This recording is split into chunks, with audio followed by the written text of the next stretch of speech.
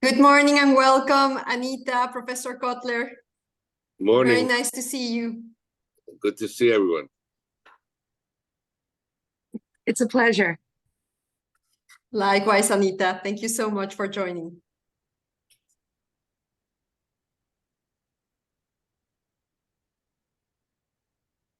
Well, thank you so much. And let's begin on time almost.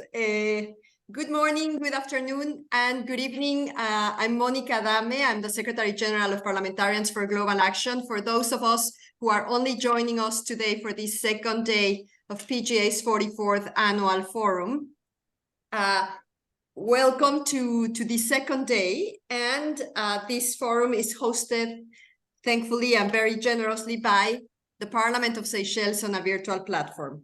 And as speakers and participants begin to connect online, let me briefly point out some house rules, again, just for those who are joining on this second day. For security purposes, please do not share your link on public fora. If you wish to invite others, kindly share the registration link. A big thanks to our interpreters that are available, interpreting languages to English, Spanish, French, and Portuguese. Thank you so much for the work that you did yesterday and for joining us today as well and helping us in translating. 3, if you are not speaking, I would kindly ask you to mute your microphone to bring background noise to a minimum. We kindly ask that you have your cameras turned on unless you do not wish to appear on video. And we will be taking photos and screenshots throughout these 3 hours. So if you also prefer not to be on the photo, please remain with your camera off.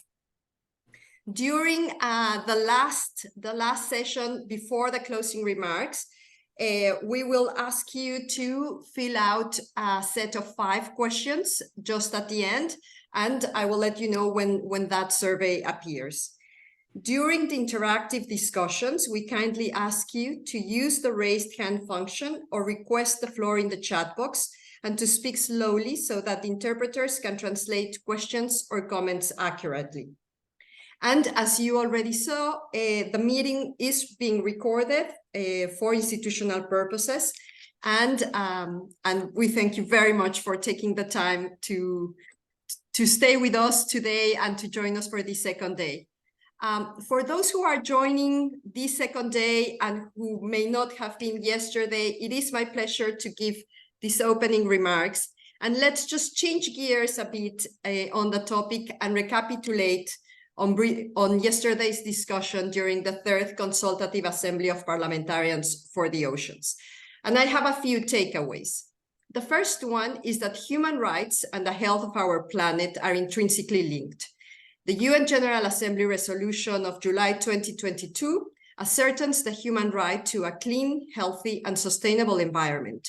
And yesterday, we learned the importance of the High Seas Treaty as a vital tool to address gaps and gray areas in waters beyond national jurisdiction, and also as a way to address the triple planetary crisis of the climate emergency, pollution, and loss of biodiversity. The second takeaway. The treaty, the High Seas Treaty, strengthens oceans governance and in turn demonstrates the hope and inspiration for multilateral cooperation, particularly in this very difficult context. It emphasizes our shared responsibility on the high seas and international seabed area to protect and conserve our oceans for present and future generations. 3.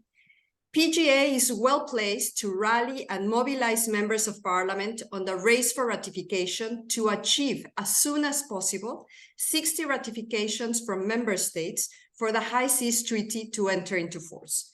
As Honorable Kansenhaus, Member of Parliament from Suriname and chair of our national group, mentioned yesterday, it will be important to share lessons learned and use the national groups as vehicles to exchange information and best practices in expediting ratification processes. And PGA Secretariat stands ready to provide technical assistance, including in how to deposit the instrument of ratification. So both Sara Monaville and Ana Repas, who are in our Human Rights and Environment program, are very much available and stand ready to assist you. 4, the international needs to become national.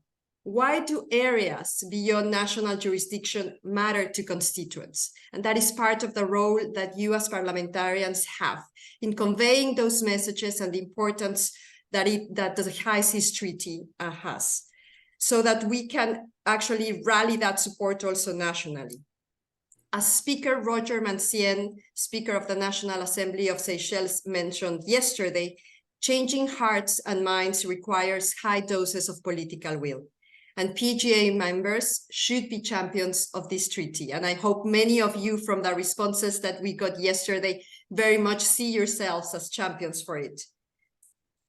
5th, we will be sharing today, after the closing ceremony, a draft of the Victoria Plan of Action with recommendations as a roadmap to move the agenda forward. As I mentioned in the surveys from yesterday, some of the actions that parliamentarians mentioned you would take include posing parliamentary questions, convene meetings with other colleagues, organize a series of activities to understand better the treaty. And some other countries also mentioned that they have still some reserves and need to get more information in order to be able to really grasp the whole treaty. And while today the discussions, you will say, well, why the discussions of the High Seas Treaty are linked to today's topic on democracy? Today's topic, as you know and you have seen in the agenda, titled Securing Democracy in a Digital Age, launch of the Parliamentary Toolbox for Democracy Defense and Protecting Women Parliamentarians in the Face of Cyber Attacks. And while these are distinct topics, there are implications for democratic societies in both. Democracy and good governance can only thrive in societies where freedoms are guaranteed and the rule of law is respected and enforced. When the rights of access to information, to public participation and consultation on decision-making processes that affect us all, and access to justice and accountability are effective. Building the institutional infrastructure for governance, whether it is for the ocean, the environment, the climate, or governance in everything, requires voices that represent us all. In societies where polarization prevails, where mis- and disinformation are prevalent and are exacerbated on online platforms, decision-making is paralyzed. The inability to reach consensus on how to address urgent challenges, as is the health of our planet and its implications for the well-being and lives of present and future generations, must not be the norm. And it is the focus of today's deliberations. On the same token, the triple planetary crisis impacts resource availability and economic safety, exacerbate inequality and poverty, and can lead to social unrest, political instability, conflict, and migration, putting extra pressure on democracy. It also hinders political participation of women and other groups, Afro-descendants, indigenous communities, human rights defenders, opposition parliamentarians, journalists. And so we all have to fight for this. So today, while we go through the wonderful speakers, I will ask everyone to please reflect on the specific actions you can take as parliamentarians and how PGA can assist you in your work.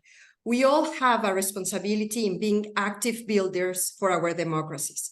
We need to ensure that these are truly and effectively delivered for everyone. Thank you so much. And with this, I open this second day, and I am delighted to introduce our moderator for the first session, Ms. Petra Beer, Member of Parliament of Austria, General Rapporteur on Combating Racism and Intolerance in the Parliamentary Assembly of the Council for Europe, and PGA's Treasurer. Petra, the floor is yours. Thank you very much, Monica, and I hope you all can hear me well. Do you? Okay, that's good.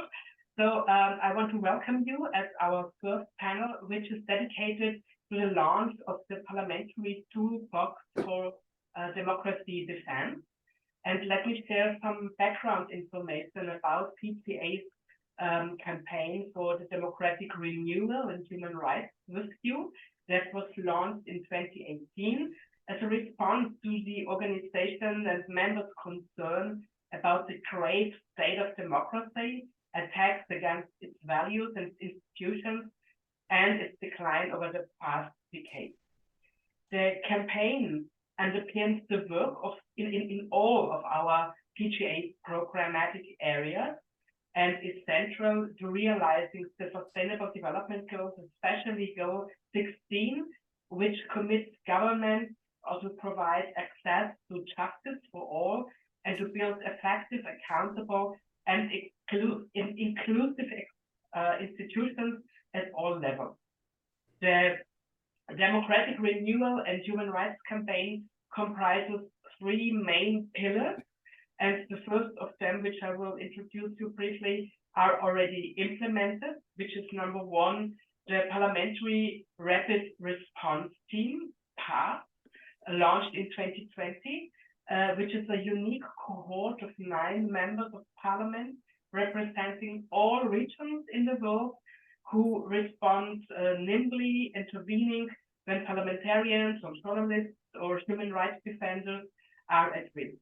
And I'm very happy that we have 3 of them here with us today, which is Anita van der Veld from Canada, Emilio Alvarez Caspa from Mexico, and Honorable Miriam Soleiman-Kil from Afghanistan, now in exile, which are all members of PART and will share their thoughts with us today. The second pillar is the Global Parliamentary Code of Democratic Conduct, which was launched 1 year later. It is a non-binding mechanism developed to hold parliamentarians accountable for their speech, commit themselves to demand dialogue respectful of all, and refrain from disinformation, misinformation, and hate speech. Up to date, 115 members of parliament from 51 different countries have signed this code. And the third pillar, which will be launched today, is the Parliamentary Toolbox for Democracy Defense. It is a compendium of existing resources and new tools to help and to assist parliamentarians worldwide detect and combat early warning signs of democratic backsliding and propose pro-rights alternatives. The toolbox will include elements raised from participants during this conversation today, and the final Victoria Plan of Action, Monica already mentioned it, as decided by members of parliament later after this meeting, when everybody has a chance to react on that and to amend the document if this period is over. So without any further ado, I want to open this first session where we have 3 panelists, which all of them want to welcome very warmly. The first of them is Bernard George from the Seychelles. The other one, Anita van der Veld, MP from Canada. And last but really not least, Irving Cutler. He is also from Canada and a long-standing friend of PGA. And I will introduce Anita and Irving on a later stage. First of all, let me hand over to Bernard George. He is a board member of PGA, and he will be the one who introduces the toolbox. George, Bernard, over to you, please.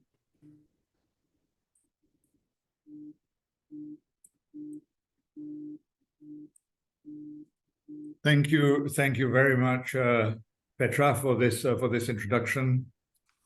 Good afternoon, everyone, distinguished members of Parliament, colleagues, experts, guests, ladies and gentlemen, friends. I'm extremely honored to stand, actually I'm sitting before you today in my office in the National Assembly of Seychelles to address this first introductory session on the official launch of the Parliamentary Toolbox for Democracy Defense, which Petra has just very kindly introduced. I'm especially grateful to the team at PGA Secretariat for their support in preparing this toolbox, especially, I must say, Daniel Garçon Lopez, who is the Senior Program Officer of the International Law and Human Rights Program, and also of the Democracy, Gender and Inclusion Program, who prepared me thoroughly and whose words, I must confess, I mostly speak today. As a member of Parliament, I'm convinced that defending and strengthening our democratic institutions is of paramount importance. It is our duty, our bounden duty, I may say, to safeguard the principles of democracy. And this toolbox, which we are introducing today, drafted by PGA with the input of several partners and MPs around the world, represents an extremely valuable resource that will empower us in this endeavor. Before I start, allow me to mention, before I am asked any embarrassing questions that I can't answer, that after this official launch, the PGA Secretariat will send in a communication following the presentation, a link to the toolbox to all participants and PGA members so we can familiarize ourselves with its contents. What is the toolbox for democracy defense, the parliamentary toolbox for democracy defense? As Petra, I think, just alluded to, it's a comprehensive resource designed to assist members of parliament in recognizing the early signs of democratic erosion. And this is extremely important as we all know. It includes guidelines, best practices, case studies from countries around the world to illustrate the different topics which are contained in the toolbox. And also practical tools and resources from other well-known institutions in order to aid their members of parliament in their roles as guardians of democracy, in our roles, I may say, as guardians of democracy. In this sense, in this little short address today, I will cover several key points that underscore the significance of this toolbox and how it can assist us in detecting early warning signs of democratic backsliding. That is the key of the toolbox, to help each one of us and all of us together to detect early warning signs of democratic backsliding in our respective countries. We parliamentarians know that context is absolutely everything. The toolbox is no different, and it must be seen in the following context. First of all, the importance of democracy. We know, and we repeat, that democracy is the cornerstone, the keystone, the foundation, the roadmap of any society worth the name. It upholds the principles of freedom, equality, the rule of law, respect for human rights for everyone. As the old adage goes, democracy is not perfect as a system of governance, and we all know this. But in an imperfect world, it is the best that we have, and we must do all that we can to support, to safeguard, and to strengthen it. Democracy is a platform for diverse voices to be heard and to be respected. And in these challenging times, our commitment to democracy is more critical than it has ever been. Secondly, the need for vigilance. The world has witnessed a growing trend of democratic backsliding in recent years. Most of us have witnessed or are witnessing this firsthand. Even established democracies have faced challenges that threaten their very democratic foundations. Again, as we've seen and continue to see, no country is safe from those challenges. No country, not even the so-called shining cities on a hill, or the wellsprings of democracy, or the cradles of the mothers of parliament. Nobody is safe. This toolbox is a proactive response by PGA to these challenges, aiming to equip members of parliament and users at large with the necessary tools to identify the early warning signs. Thirdly, understanding these early warning signs. Understanding is crucial. It is absolutely crucial to recognize the indicators suggesting that democratic backsliding is underway. These signs may include the erosion of civil liberties, restrictions on the media, electoral irregularities, corruption, attacks on human rights defenders, women, other vulnerable collectives, the undermining of democratic principles and universal values, and the weakening and sidelining of independent institutions. I say that these signs may include these. In some cases, they include all of these. The toolbox, therefore, provides a systematic approach to identifying and addressing these issues. It is absolutely crucial, in my view, as with a cancer, that we can detect the signs early so we can address them and provide the necessary treatment before they metastasize. Fourthly, collaborative efforts. Democracy defense is not the sole responsibility of individual MPs or political parties or governments. It is a collective effort that requires collaboration and cooperation between all stakeholders, including civil society organizations, the media, minority communities, and so on. The toolbox encourages us to work together in the interest of our democratic values because we are stronger together. Fifthly, the role of Parliament. As members of Parliament, our role in democracy defense is pivotal. We are the representatives of the people and the guardians of democratic principles. We are on the front line, in the streets, in people's homes, in our assemblies, on government and on opposition benches.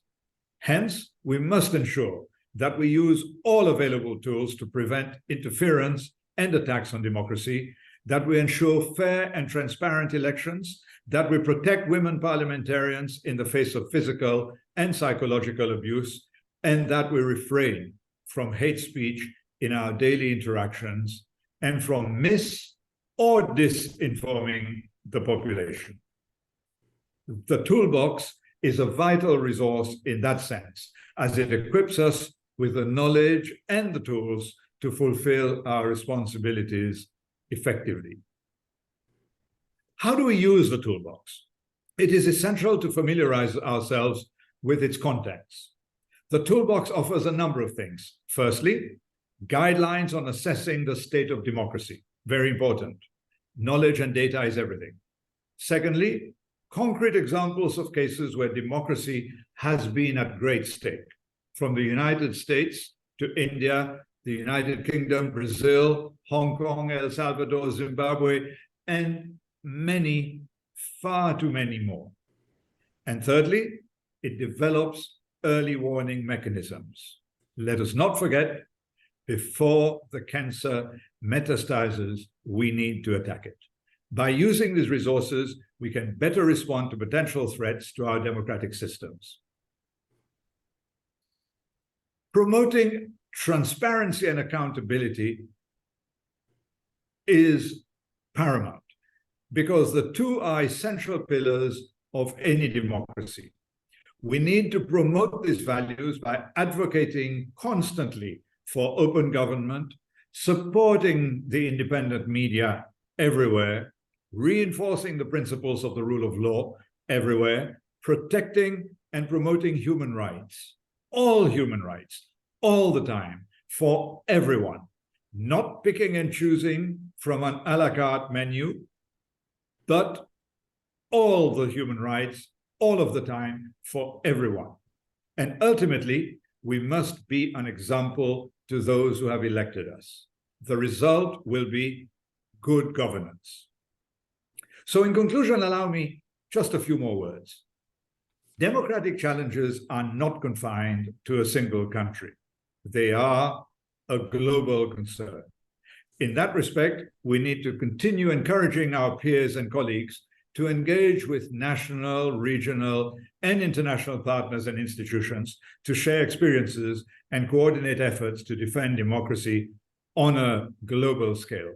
And here, allow me to pause and compliment and PGA, Parliamentarians for Global Action, because this is where you really come into your own. This is where we really come into our own, encouraging our peers and colleagues. And this is the foundation, isn't it, of this wonderful institution. Launching the Parliamentary Toolbox for Democracy Defense represents a significant step in our collective commitment to defending democracy everywhere. Let us embrace the toolbox as a vigilance tool, to fortify our commitment to the principles underpinning a democratic society. As members of Parliament, it is our duty to stand united and resolute in the face of any threat to our democratic values. With the help of this toolbox, we can enhance our ability to fulfill this duty and ensure that democracy thrives for generations to come. Allow me to repeat this because they are key. We can enhance our ability to fulfill this duty and ensure that democracy thrives for generations to come. So my call, in conclusion, is PGA's call, that we all, each one, do it together today, tomorrow, and until the end of our respective mandates and beyond them. I thank you very much for listening to me, and I hope and pray that, and I know that we're going to have a wonderful debate on this wonderful tool which we are throwing out today and throwing to all the members of PGA to use. Thank you all. Thank you, Petra. Thank you very much, Bernard, for your very clear and impressive words. I think you really made it obvious that we really have to fight for a fight that is worth fighting, because it's really about the basic of our common living. So without further ado, I want to give the word now to Anita van den Belt. She is MP from Canada, as I already mentioned. She is Parliamentary Secretary to the Minister of International Development, and she is member of the Subcommittee on International Human Rights of the Standing Committee on Foreign Affairs and International Development. And Anita is also one of the founding members of PARC. So please, Anita, over to you. Well, thank you so much, Petra, and thank you so much, all of you. It is so wonderful to be here with PGA and to see dedicated democratic parliamentarians from all over the world working together. And that's really the theme of what I'd like to talk about today is how do we work together? What do we do where we can amplify each other's voices and work in cooperation? Because I really appreciate what Bernard said about us as parliamentarians being the front line of democracy. And right now, I think we all know that the real divide in the world is between authoritarians and democracy. And for those of us who've been democratically elected, if not us, then who? And one of the things I'd like to talk about, I'm thrilled about the toolbox. I'm very much looking forward to looking at the toolbox. But what happens if that toolbox is, what happens if we do see those signs? How do we help each other? Because often the member of parliament who is under threat, or the parliament that is seeing a decline, is not necessarily in the best position to be able to call it out. So how do we do that for one another? And this was really the inception of what Petra referred to, and I see a number of PART members here, but the idea that if one MP in one country, and I noticed this when I first got elected because I had done a lot of human rights work before getting elected globally, and when I made a statement in the House of Commons, I started to see that it actually had an impact. The countries and the sort of more authoritarian impulses we were calling out actually made a difference. But what would happen if we had 20 MPs from 20 countries, from different continents, all calling out the same thing on the same day? And this was the inception of PART, which I won't speak too much about, except to say that there have been quite a few successes. In one case in Canada, diaspora communities from Burundi, including the family of a former member of parliament who was imprisoned there, Fabien Bankia-Nimo, came to me, and using PART, we were able to advocate for him. And it did take a few months, maybe not entirely because of PART, but I'm sure that it contributed to him being released. And I'd like to just tell a little bit of a story about another instance that really shows the outline of what we can do as MPs, because we have so many tools. We have our committee work, we have our presence online, statements that we can make on social media. We have statements we can make in our plenaries, in our chamber. We have a number of different things where we have a platform to raise our voice. We can do multiple things on the same case, as long as it is sustained. We can't do it just once and then forget about it. And one example is on our subcommittee on international human rights. Every year, since I chaired the committee, and I note that Professor Kotler was once chair of that committee, and when I became chair, I sought his advice, and he said that it really is the conscience of Parliament, and it does operate by consensus, by all parties. So when it speaks, it carries the voice of all parties in Parliament, which gives it a tremendous amount of substance and power. And one of the things we do every year is we started a recognition of human rights defenders. And so we choose by consensus 4 or 5 human rights defenders who are then either allowed to travel to Canada, where we give them an opportunity to speak, and the Speaker of Parliament hosts them, and we present them with a small award. But mostly we give them a platform and we give them recognition. In 2021, one of those people was Nesrine Sotoudeh. And she was one that we chose as a committee, all parties, to honor with this recognition. And just a month ago, because of PGA, I learned that, and through the mobilization of PGA, that she had been arrested because she had gone to the funeral of a young woman who who died as a cause of her injuries because of the morality police, because she wasn't wearing a hijab on public transit. And she went to the funeral, and she and a number of others were arrested. That day, our subcommittee on human rights was meeting on Ukraine, on a different topic. But I had talked to all the other parties, and in the last 5 minutes, we were able to get our subcommittee to pass a motion calling for her release.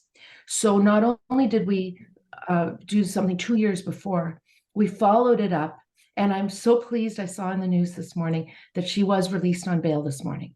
And this is the kind of sustained pressure over years that we as parliamentarians can actually have an influence.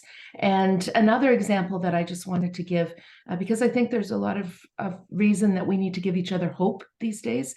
I think our biggest enemy right now is futility and apathy. And as parliamentarians, we are leaders. And I think one of the things we need to do is help each other, give each other hope, but also help citizens to realize that there is hope for democracy, for pluralism, for human rights, and continue in that battle. And one thing that was very, very pleasing in the last little while is that for 7 years, Senator Leila de Lima of the Philippines was imprisoned. And 2 years in, so 5 years ago, Professor Kotler, through the Royal Wallenberg Caucus in the Canadian Parliament, which is a human rights all-party caucus, started something called the Mandela Project, where members of Parliament could adopt a human rights defender in another country, liaise with their lawyers, communicate with them. And so at that time, I sponsored Senator Leila de Lima. And I was incredibly thrilled, again, through PGA, to see that she just recently has been released on bail for the first time. It took 5 years. But I think that, again, the sustained effort across the globe of members of Parliament speaking out for other members of Parliament in other countries, for other legislators, speaking out when we see that backsliding. And the final example that I'd like to give is, I think we underestimate our power when we network, when we gather together across countries, across geographic boundaries. This forum that we have right here is immensely, immensely powerful. It's immensely threatening to those who do not want to see democracy. And one of the things that we can do, it doesn't just have to be about human rights. We can choose to network across geographic lines on substantive issues. So for instance, I was Parliamentary Secretary for National Defense. And one of the things that I realized early on with another part member and PGA member, Hannah Newman, in the European Union, we realized that there aren't very many of us, women who are on defense committees, on security committees. Very often women are pigeonholed into things like health or education or status of women. And so we talked about creating a global network of women legislators in defense, security, and peace portfolios. And it started very informal. It started through WhatsApp, modeled on PART, actually. And just recently, we got funding from Global Affairs Canada for the Parliamentary Centre, a Canadian NGO, to be the secretariat. We had our founding meeting with our membership statement. If any of you are interested, you don't have to be on a defense committee. You can be interested in defense and active in debates on defense and security and peace. But it's also a peer support network of women parliamentarians who are working in this area, which can be very difficult. The stereotyping and you know, this is an area where often you're the only woman on the committee, but also the power of that group. The most recent meeting, we actually, and I see her here, Mariam Soleiman-Keel was our guest speaker, and she talked about what women legislators can do to support those in exile. So those like her, and this network in defense also, I think, can very much help when we're looking at countries where you see, I mean, for instance, Ukraine and other countries. I think that we can be very supportive, particularly when we already have relationships of trust. And let me leave that on that note, is that when we are together, and I know this is virtual right now, but when we are together, when we are in person, when we develop those relationships, and then something does happen in one of our parliaments, the fact that we have that relationship of trust already allows for much, much more rapid information flow, much more rapid response for the rest of us to be able to come to speak out and use our platform and our voice, which is, you know, I've always said we don't have just a voice as MPs, we have a megaphone. And the wonderful thing about a megaphone is that you can give it to someone else. And so amplifying each other, working together, cooperating, I think will be the next key step. We've got the toolbox. Now, how do we work together to make sure that we're supporting each other? Thank you.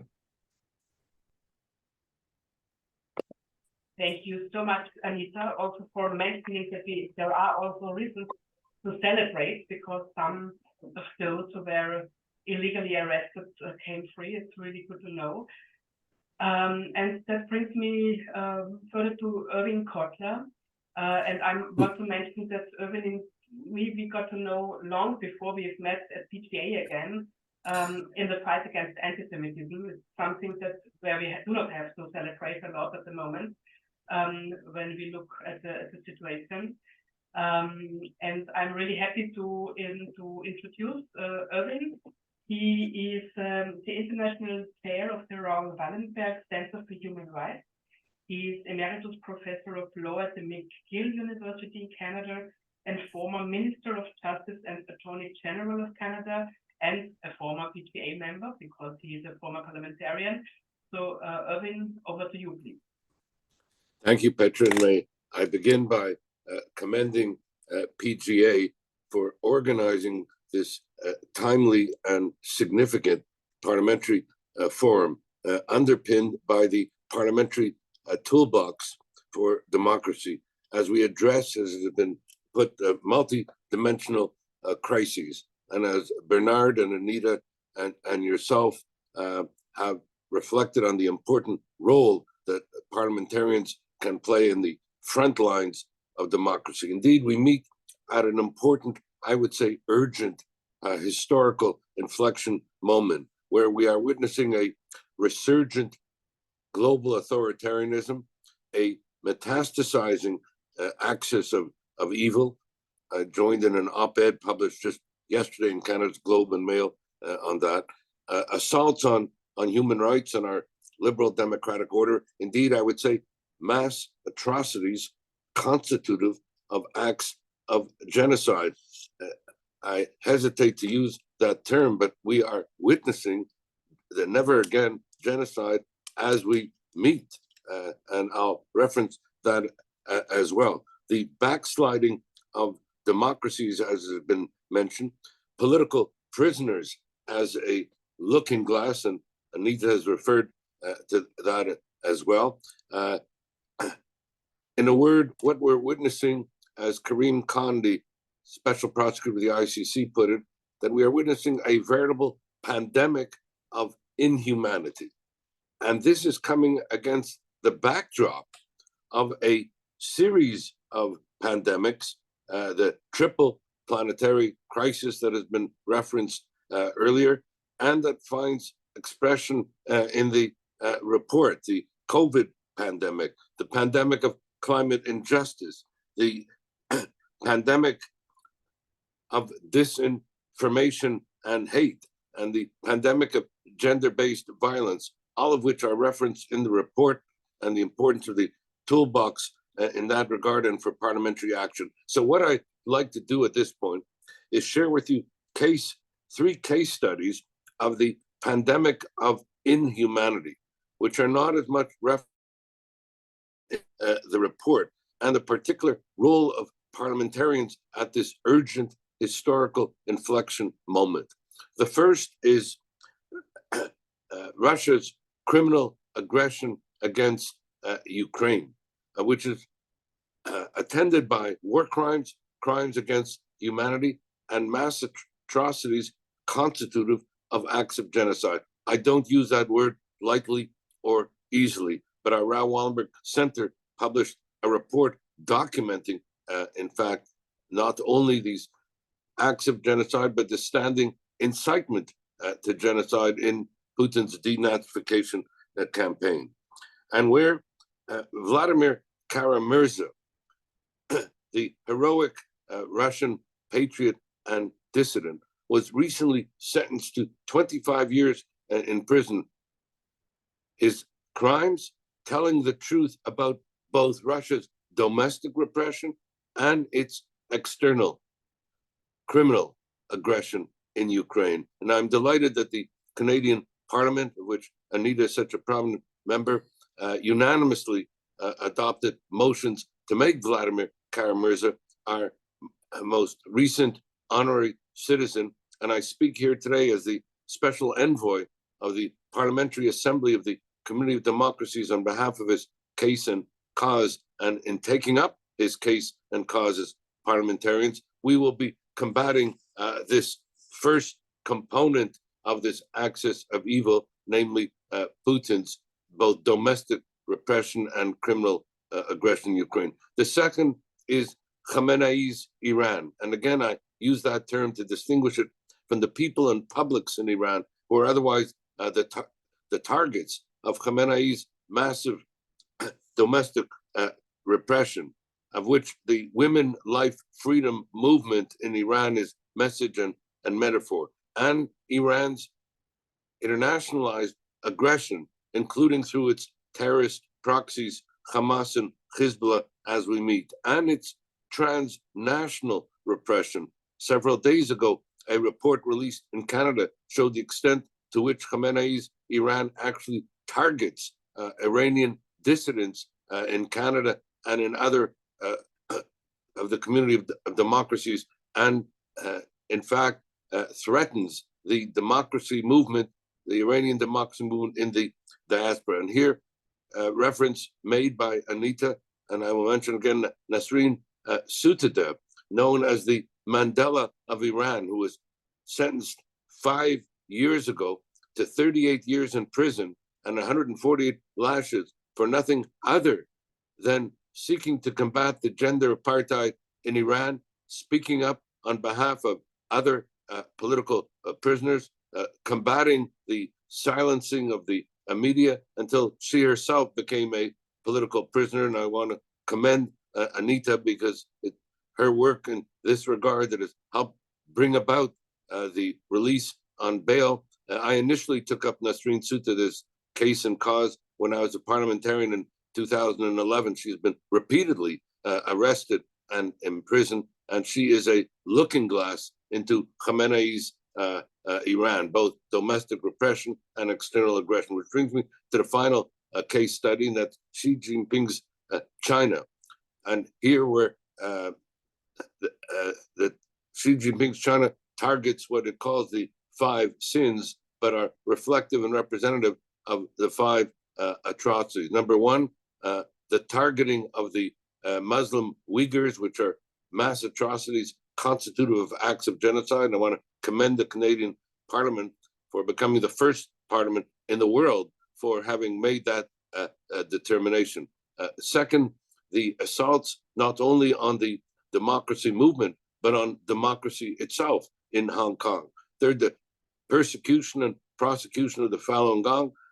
Fourth, the repression of Tibet. And fifth, the menacing of Taiwan. All this constituting a multi-pronged assault of Xi Jinping's China against here the backdrop of the fact, and not as well known as it deserves to be, that China imprisons more journalists and political prisoners than almost any country in the world, of which Dr. Wang Bizhang, with his important founder of the Overseas Chinese Democracy Movement, important connection to Canada and its parliamentarians, whose case and cause was first taken up by us when I was a parliamentarian in 2002.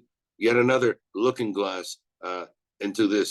And so, if I may conclude at this point, this resurgent authoritarianism, this metastasizing of the axis of evil is a standing assault on our liberal democratic order, is a standing assault on our foundational democratic values. And where parliamentarians in the community of democracies have an express role to play.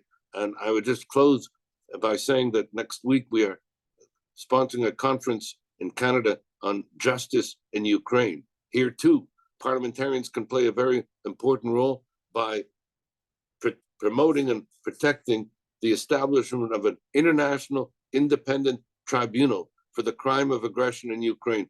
There's no pending jurisdiction anywhere that can hold Putin, military and political leadership in Russia accountable for the crime of aggression. We have the International Criminal Court regarding war crimes, crimes against humanity, breaches of the Genocide Convention, but for the crime of aggression, we need an independent tribunal. And Vladimir Kara-Murzov's case and cause as a kind of shining light on its compelling necessity. As I mentioned with regard to Iran, there is an inter-parliamentary alliance with respect to democracy in Iran being formed. Here too, we can play a role, just as with respect to China, to continue to support and engage with the inter-parliamentary alliance on China, of which I have been serving as the Canadian co-chair. And all of this underpinned by the parliamentary toolbox, giving us an advocacy action plan for the support and the protection and the renewal of our democratic solidarity coalition and foundational values. Thank you. Thank you so much, Erwin, also for mentioning his 3 cases. And I also want to bring to your notice that PGA, of course, is in contact with Yevgenia Kara-Murza, the wife of Kara-Murza, and that we, of course, support wherever we can. So we now have 10 minutes left, which is a very short time, I know, for questions, answers, and comments. And I want to encourage you, if you want to share some thoughts with us or a question, then please raise your electronic hand that you can find on the bottom. I see Margarita applauding, but not asking for the floor, I think. Oh, no, asking for the floor as well. Margarita, over to you.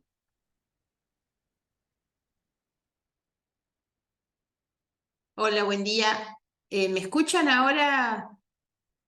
Sí. Bueno, muchísimas gracias. Lo primero que quiero decir es realmente felicitaciones y gracias por este primer panel. Ha sido extraordinario. Desde la presentación, por supuesto, de nuestra amiga Petra y la participación de Bernard, de Anita y de Irwin, realmente nos ha permitido participar de una discusión de alto nivel. De esas discusiones que además nos refrescan a nosotros en los valores democráticos y morales que tiene que tener también el papel de un parlamentario, donde la ética va de la mano también de cómo nos paramos frente a lo que pasa en el mundo, frente a lo que pasa en la humanidad. Creo que estas son cuestiones centrales. Voy a hacer 3 comentarios muy breves. Respecto de lo de Irwin, la verdad es que me parecieron que sus calificativos sobre la pandemia que tenemos de inhumanidad es excelente y tenemos que usar este concepto. Nosotros en la Argentina estamos viendo un rebrote muy fuerte de antisemitismo y estamos haciendo muchas acciones. Se acaba de constituir un foro por el antisemitismo y la verdad es que estamos muy comprometidos en eso, muchos parlamentarios también. Un comentario sobre Anita, la verdad es que también valoro mucho el trabajo que Canadá viene haciendo en particular sobre estas cuestiones. Me he relacionado como parlamentaria, conjuntamente con otras colegas parlamentarias con las que conformamos el Grupo Nacional de PGA. Nos relacionamos hace más de un año con la organización Operación Leopardo de Panamá, que es la que ayuda a la salida de los afganos perseguidos. A raíz de eso tenemos en Argentina y hemos recibido un joven afgano que ha venido a estudiar en una universidad argentina y ha sido un trabajo que hemos realizado justamente las 3 parlamentarias. La semana pasada recibimos aquí a los representantes del Parlamento de Canadá y de la organización Operación Leopardo, justamente nos hicieron una inmerecida distinción o reconocimiento, pero fue una tarea que hicimos desde el Parlamento, conjuntamente también con el ACNUR, y nos parece que es muy importante. Ahora ya estamos trabajando con la mirada puesta en las mujeres parlamentarias que están siendo perseguidas, algunas ya han tenido que emigrar, por supuesto, y nosotras estamos tratando de ayudar desde nuestro lugar también para colaborar con la salida de ellas y que puedan, digamos, ir hacia otro país. Y finalmente quiero ir sobre lo de George, que me pareció, sobre lo de Bernard George, que me pareció muy interesante, pero a quien le quiero en realidad formular una pregunta, ¿no? Esto es parte de lo que venimos viviendo en realidad y que tiene mucho que ver también con nuestra crisis de representación, nuestra crisis de legitimidad, la crisis de la democracia. Porque lo cierto es que la irrupción que vemos, tal cual lo dijo Bernard, en todos los países, que es la irrupción de movimientos antidemocráticos, de líderes autoritarios y antidemocráticos, es también el resultado, o al menos encuentra su razón de ser, en la baja eficacia que la política, la gestión tiene como respuesta hacia los problemas principales de la gente. Nosotros celebramos en Argentina este año 40 años de democracia, desde que hemos logrado terminar con los golpes militares. Sin embargo, tenemos más del 40% de la población en situación de pobreza en realidad, un deterioro muy grande de la educación, de la salud, de la seguridad, y esto es lo que hace que con fórmulas mágicas, por supuesto, y propuestas mágicas, aparecen estos liderazgos autoritarios que ponen en riesgo el discurso antidemocrático. Me parece que la caja de herramientas tiene un gran valor, vamos a trabajar con ella, pero mi pregunta puntual sobre eso es cómo hacer para incluir dentro de nuestro rol y nuestra caja de herramientas, tal vez, una estrategia de recuperación de la legitimidad de la democracia para resolver los problemas de la sociedad, para que las personas, el ciudadano común, el vecino, no vea tan lejos. Existe una brecha muy grande entre la sociedad y la política y sus representantes políticos. Nosotros tenemos altos niveles de desconfianza social en las instituciones. Entonces, ¿para qué? Ante la necesidad de defender la democracia, pongamos también cómo tener una democracia más eficaz, cómo mejorar nuestro rol y nuestra representación y nuestra legitimidad. Muchas gracias. Thank you very much, Margarita, and I want to hand over to Millie in Kenya. Hello, Millie. And please keep it for 3 minutes if possible. Thank you, Petra. I'll be very brief, and I want to just thank the panelists, Anita, Bernard, and Arwin, for an excellent presentation. I think we are seeing a resurgence of anti-democratic processes in our country, and it's therefore very important that we keep vigilant.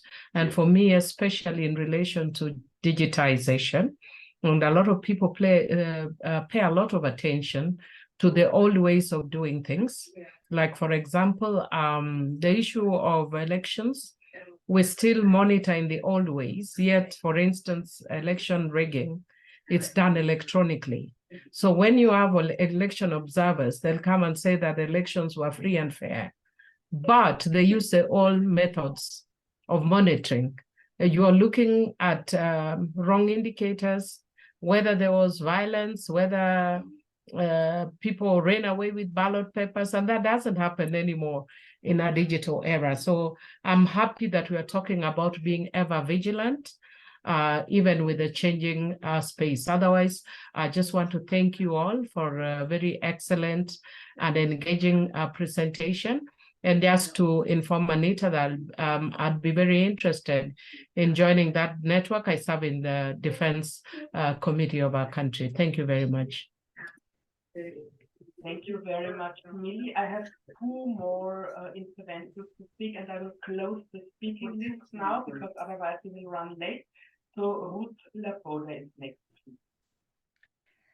Thank you very much for the invitation, and I'm sure you know I'm now a former MP, and I'm currently a committee chair for the ICASA, which is an international conference which will take place in Zimbabwe. It comes at a time when there is a fire spreading in the region of anti-LGBTI, which moved from Kenya, went to Uganda, it is in Tanzania, and our fear as the protectors of the rights of the LGBTI community was that it will land in Zimbabwe because all those countries are very close to Zimbabwe. But when we managed to convince our country to host ICASA, which brings in a lot of LGBTI communities globally to the conference, it was an important thing. And I was hoping PGA together with UNDP would have held a side meeting for parliamentarians. But unfortunately, we are going to do that in Joburg this month, and it's just a week before. But what is important for me, this is an opportunity, it would have been an opportunity, because the section of the communities, which is where the key population will be, it will be officially opened by the First Lady. These are the strategies I hold on to, because that means the First Lady would have committed herself to saying, I'll protect these people. She's going to open that section. So for me, we should try to look at low-hanging fruits also. These are small things, these are not big things. We might say the protection of human rights is not protection of democracy, I don't know. But for me, these are the things I hold on to and I push. And that's what I'm working on. You shall hear from us, but we have a lot of MPs who have registered from SADC and the African region who are coming for, and Europe especially, who are coming for the conference. Thank you very much. Thank you very much for also mentioning this very important topic indeed. And the last one who will take the floor now for the interventions is Ako Oliver Barmenu. Please. Thank you for giving me the floor. I must say we are just getting up from a successful national PGA parliamentary session that took place yesterday in Cameroon on nuclear security. We are very happy to be part of this talk is launching today. My interjection is on the fact that today we are talking about democracy. The previous speaker talked about respect for democracy, not respect for human rights. No, I want to say that the respect for human rights is one key determinant of democracy. And talking about democracy, members of parliament are key beneficiaries as far as democracy is concerned. And so promotion of democracy is key to members of parliament. And the second to last speaker talked about physical election observation. And I want to say that as an international election observer, number one aspect for election observation is not to get involved into the internal affairs on the electoral process. And so that that article must have to be reviewed because we concentrate most of the time to look at what is happening physically.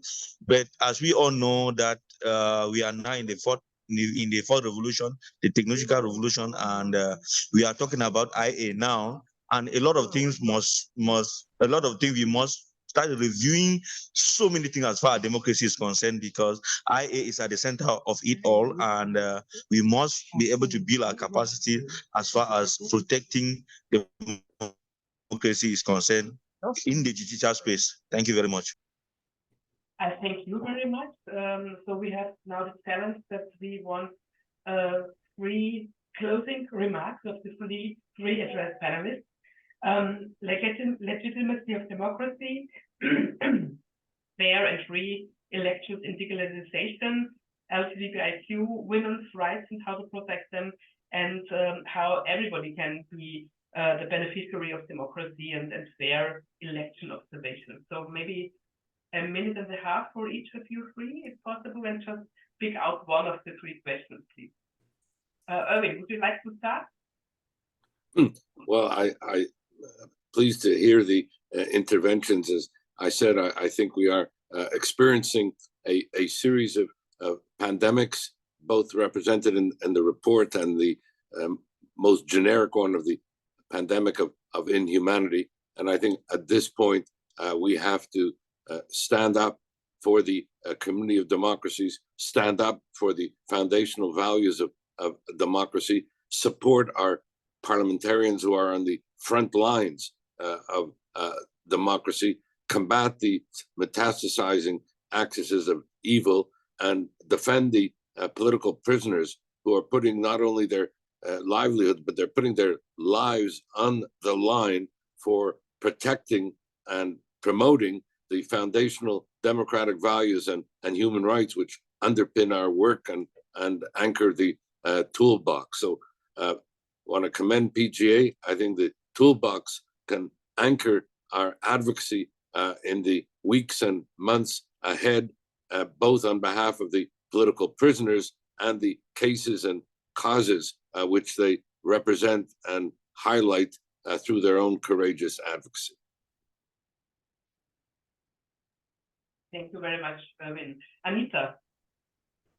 Yes, thank you. In a minute and a half, I'll take on the piece about legitimacy, because I think that in some ways, because of our unique relationship with our electors, we are able to counteract some of all the disinformation, what people hear online, almost going back to old-fashioned personal relationships and our convening power. So one of the things I do every single week, and I've done it for all 8 years that I've been a member of Parliament, is a Friday coffee hour. So at the end of the parliamentary session, Friday evening, 5:30, same time, same place. It used to be in a coffee shop. Now, unfortunately, I do it online, both because of COVID, but security and other reasons. But anyone, any constituent can join it. And what I do is I make sure that the person who raises a topic, everyone else can comment, and then before I do, and then that person gets the last word. And what it does is it forces people to listen to each other. And somebody mentioned anti-Semitism, and somebody mentioned like the polarization.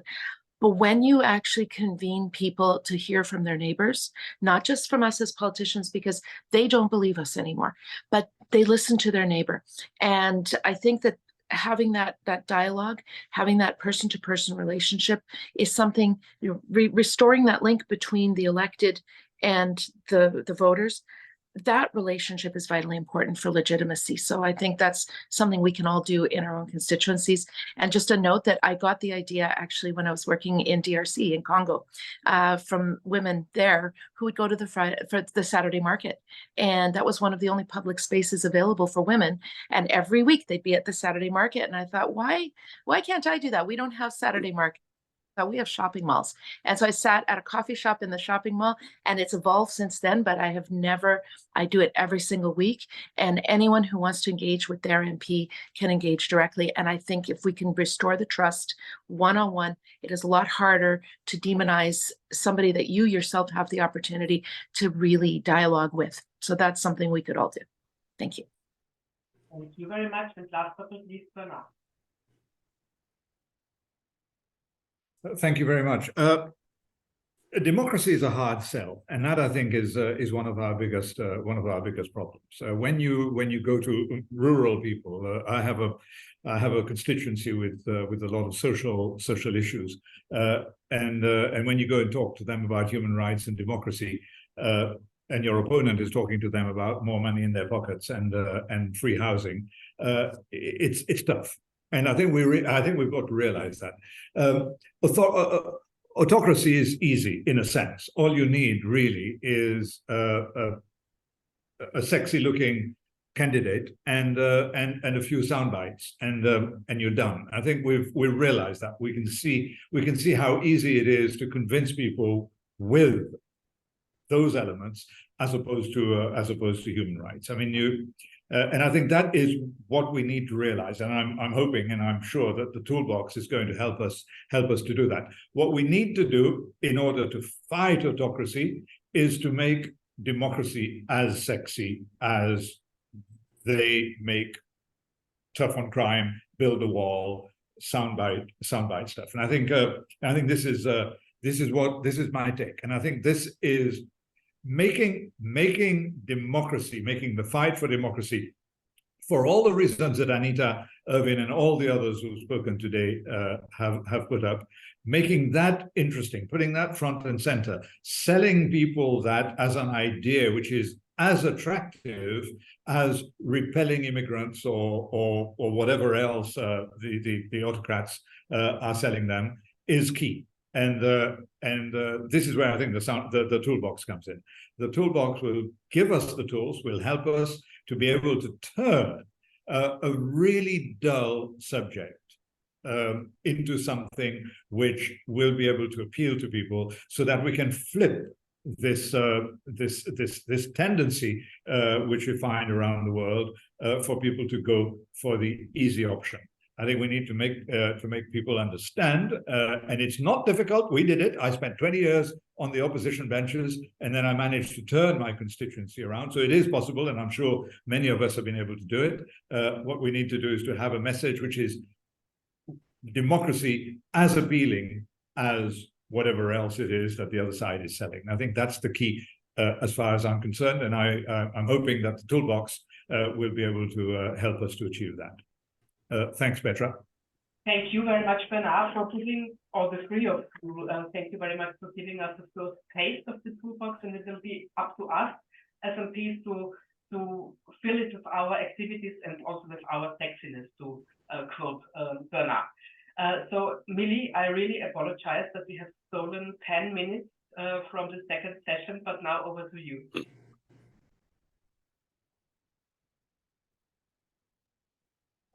Thank you, Petra. And once again, let me congratulate the panelists that have just finalized for an excellent session.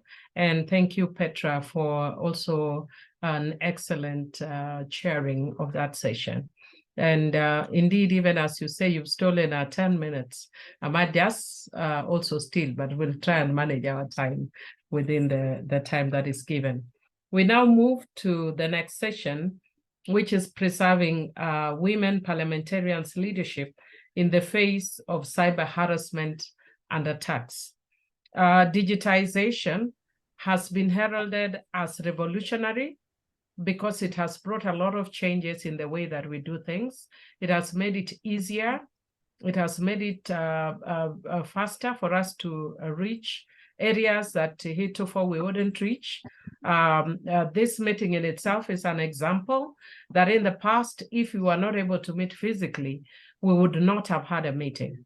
But digitization has made it very possible for us to be able to meet and communicate and do several other things that we wouldn't have done absent technology. Nonetheless, it also comes with a lot of challenges, especially for women in leadership. And a lot of us know, and some of us have actually been victims of cyberbullying, sex shaming, disinformation, what is called fake news, image manipulation, and corruption, amongst other things. When we are dealing, for instance, within the face of a still fairly patriarchal society, it becomes daunting and challenging for women in leadership. We are lucky today. Again, I'm sorry I forgot to greet everybody because we're coming from different ends of the world. Some of us, it's a good morning, a good afternoon, and it's getting to a good evening for me. So wherever you are, have a good day. And as we start this session, I'm going to introduce our first panelist today. And we are honored to have our Deputy, Margarita Stolbizer, who is a member of parliament for Argentina. She's a member of the Committee on Constitutional Affairs, Foreign Relations and Worship. She's also a PGA board member and convener of the Campaign Against Discrimination Based on Sexual Orientation and Gender Identity, or the SOGI campaign. I wish to give the floor to a member of Parliament, Margarita. Welcome, bienvenido. Thank you. You can take the floor. Gracias, para mí es un gusto, Mili, compartir contigo este panel, digamos, como coordinadora, y también la posibilidad de compartirlo con Ángela, con Valerie y con Kyle. Lo primero que quiero es contextualizar nuestro tema o nuestros temas. Nosotros vamos a hablar en este panel de cómo asegurar la democracia en la era digital y también cómo fortalecer el liderazgo de las mujeres frente al acoso o a los ataques cibernéticos. Quiero contextualizarlo entonces en el marco de dos programas de PGA que vienen trabajando desde hace mucho tiempo estos temas. Uno es el programa que a mí me toca coordinar, que es el programa Democracia, Género e Inclusión. Este programa apunta a proteger los derechos humanos, especialmente los de los grupos más vulnerables, evitar prácticas discriminatorias, promover la igualdad en el acceso a derechos y oportunidades, transparencia, participación, legitimación, algo que hablábamos antes de la representación, fortalecer las capacidades, la inclusión y la perspectiva de género. El otro programa, me tocó coordinarlo en un mandato anterior, el de Paz y Democracia, viene trabajando desde hace mucho tiempo en la campaña mundial contra la ciberdelincuencia. Realmente una campaña muy importante desde la cual el punto principal sobre el que voy a reiterar nuestras propuestas en el final es la adhesión al convenio del Consejo de Europa, al convenio de Budapest, justamente sobre ciberdelito. A esto agrego también nuestro plan estratégico, el plan estratégico de PGA para estos años, el plan estratégico 22-24. La iniciativa global sobre ciberseguridad pretende abordar el hecho de que un gran número de estados de todo el mundo aún no son parte del convenio de Budapest sobre ciberdelincuencia. Por lo tanto, este convenio, que sirve de marco jurídico internacional, es coherente para que cualquier país elabore su propia normativa. De ahí la importancia no solo de la adhesión, sino luego de la implementación de este tratado como otros. Voy a ir entonces a la cuestión de la ciberseguridad y el enfoque de género. La ciberseguridad es el área de informática y telemática que engloba acciones de protección y seguridad de la tecnología de la información. Con el paso del tiempo, la ciberseguridad fue cobrando mayor importancia, sobre todo en las labores informáticas en las empresas, en los gobiernos y en la vida cotidiana de la ciudadanía.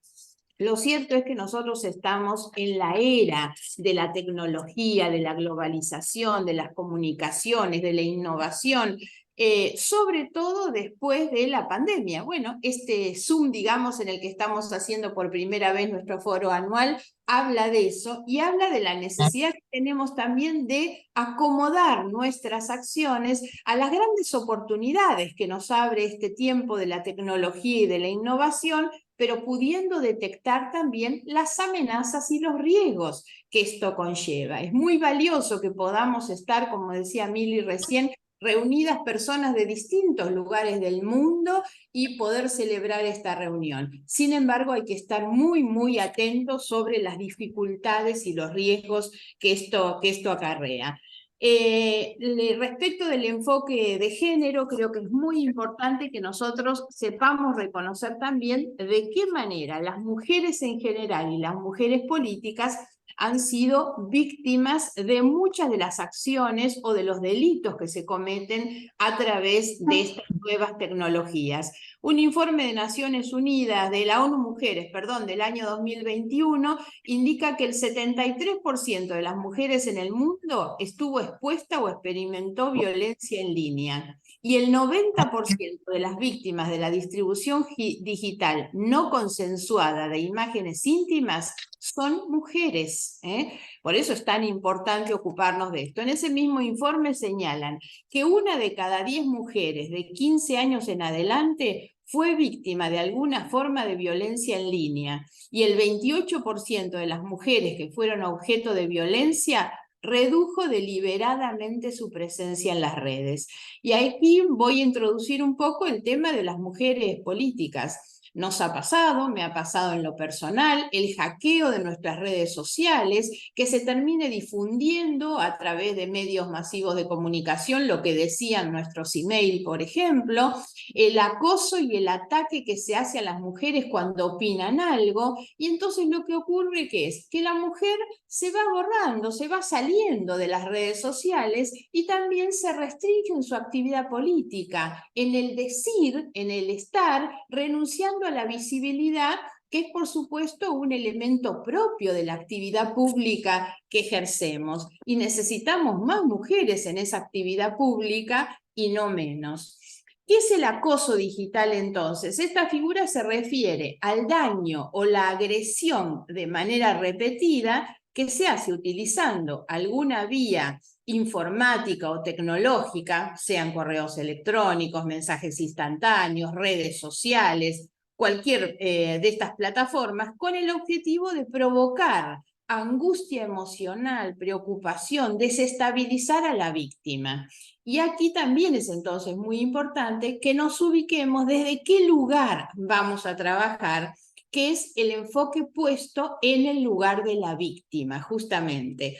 El acoso digital puede consistir en el envío y la difusión de insultos, de injurias, descalificativos, términos despectivos, imágenes humillantes, contenidos vejatorios. Por sobre todas las cosas, lo que hemos visto mucho es la difusión de imágenes sin consentimiento, sin autorización. Las mujeres son, sin duda, el blanco de ese acoso digital. Entre otras cosas, y esto hay que marcarlo, en sociedades muy fuertemente patriarcales y machistas, también la red social permite muchas veces el ocultamiento de la identidad del agresor. Entonces eso también denota la cobardía de aquellos que se esconden en ese anonimato para hacer la agresión y la descalificación, y en definitiva atrás de esto siempre hay peleas de poder, ¿no? Es cuando las mujeres molestan con su presencia. A medida que más mujeres y niñas se fueron volcando en el espacio digital, la ciberviolencia de género fue en aumento. Por eso hay que poner la preocupación en esto, que es cómo hemos ido aumentando esos niveles de violencia tan fuerte. Y esto pone en evidencia también las desigualdades estructurales de género que existen. Esto no es, digamos, un dato menor. Todas las sociedades lo tienen y se reproduce esto en el ciberespacio.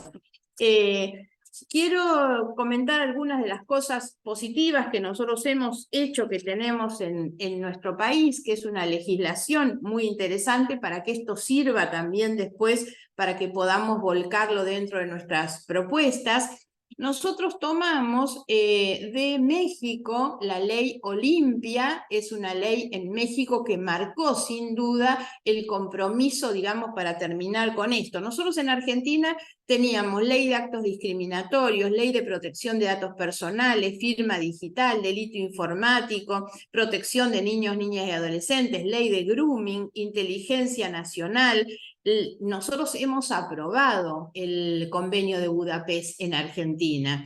pero se sancionó hace muy poquito tiempo esta ley llamada la Ley Olimpia, tomando el nombre. Lo que hacemos es incorporar en una ley previa, que era la ley de violencia de género, para prevenir, sancionar y erradicar la violencia de género, se le incorporaron algunas cuestiones puntuales, como por ejemplo promover y garantizar los derechos y bienes digitales de las mujeres y su desenvolvimiento en el espacio digital.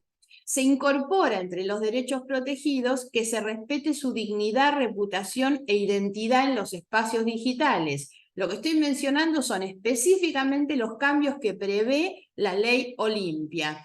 Incorpora en la definición de violencia contra las mujeres también aquella que sucede en el espacio digital, ¿eh? No es solo el espacio público-privado, sino el espacio digital. Incorpora entre las modalidades de violencia la violencia digital o telemática, que la define como toda conducta, acción o omisión en contra de las mujeres basada en su género que sea cometida, instigada o agravada en parte o en su totalidad con la asistencia, utilización y o apropiación de tecnologías de la información y la comunicación con el objeto de causar daños físicos, psicológicos, económicos, sexuales o morales, tanto en el ámbito privado como el público, a ellas o a su grupo familiar. Incorpora medidas preventivas y urgentes, un programa de alfabetización digital y dispone la prohibición del contacto del presunto agresor hacia la mujer que padece violencia a través de cualquier medio. Para terminar, algunas de las propuestas, digamos, desde lo legislativo, por supuesto, enmarcando esta cuestión particular en todo lo que hemos visto antes, que es la tutela de la democracia, de los derechos humanos, el buen uso de la tecnología, la innovación y la comunicación, garantizando un ciberespacio seguro. La otra cuestión, como anticipé, es que creo que tenemos que ser promotores, promotoras de la adhesión de nuestros países al convenio de Budapest del Consejo de Europa sobre ciberdelincuencia. Creo que eso es muy importante porque ahí es donde nosotros vamos a tener la legislación.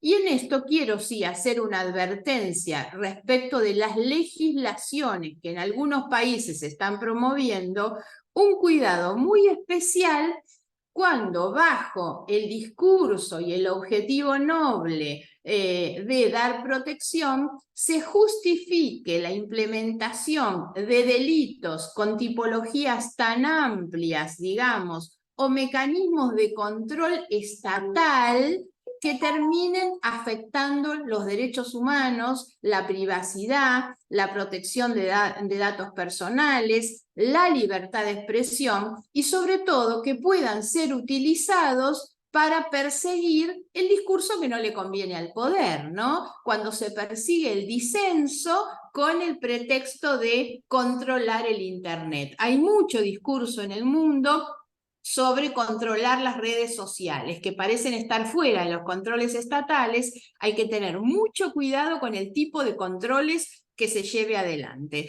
Trabajar desde nuestra perspectiva una legislación específica sobre género, como puede ser lo que mencioné de la Ley Olimpia, promover políticas públicas de acceso a Internet. Es muy importante que las mujeres estén en las redes sociales, estén en el uso de las nuevas tecnologías. Promover una cultura de ciberseguridad y garantizar la protección de los derechos de las personas mediante la eficacia que debe tener la conducta efectivamente delictiva cuando constituyan delitos para la persecución, la sanción, por supuesto, que debe haber, y la reparación a las víctimas, insisto con esto, que es poner la víctima en el centro de nuestra acción. Sorry for interrupting, but our time is almost up, so if you don't mind, you'll be winding up. Thank you. He terminado. Muchas gracias. Thank you very much. Thank you very much. I think the discussion was very interesting. I almost didn't look at the time. I want to thank you very much, Honorable Margarita, for that excellent exposition on the issue of cyber violence against women leaders. I will now immediately proceed to invite our next speaker, Mr. Kyle Matthews, who is Executive Director of the Montreal Institute for Genocide and Human Rights Studies, Concordia University. Welcome. Thank you for inviting me. Grateful to be with everyone today.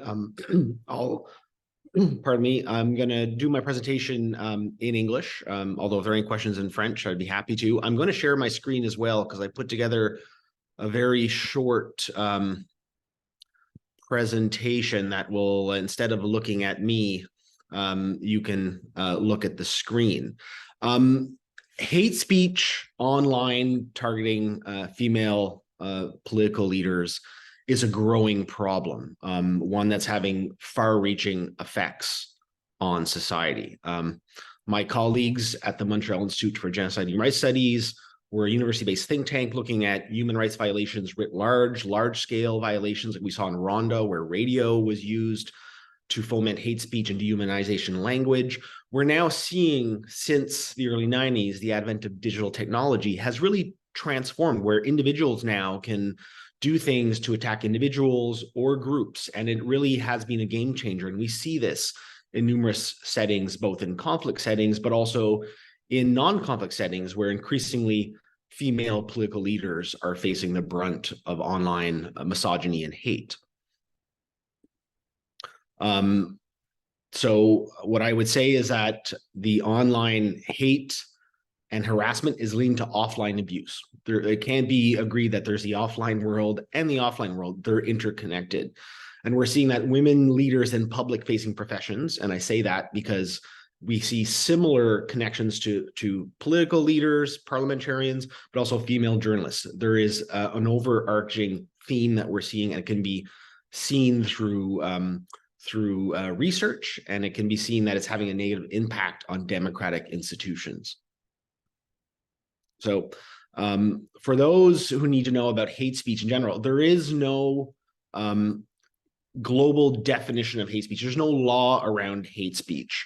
Every country has their own definition, but the UN saw, fearful of a rise of hate speech, both online and offline, created the UN strategy and plan of action against hate speech in just a couple of years ago. And it defines it as any kind of communication in speech, writing, or behavior that attacks or uses pejorative or discriminatory language with reference to a person or group on the basis of who they are, based on their religion, ethnicity, nationality, race, color, descent, gender, or other forms of identity. So this is how the UN defines it. And I think it's, for parliamentarians, that it's good to look at the international definition.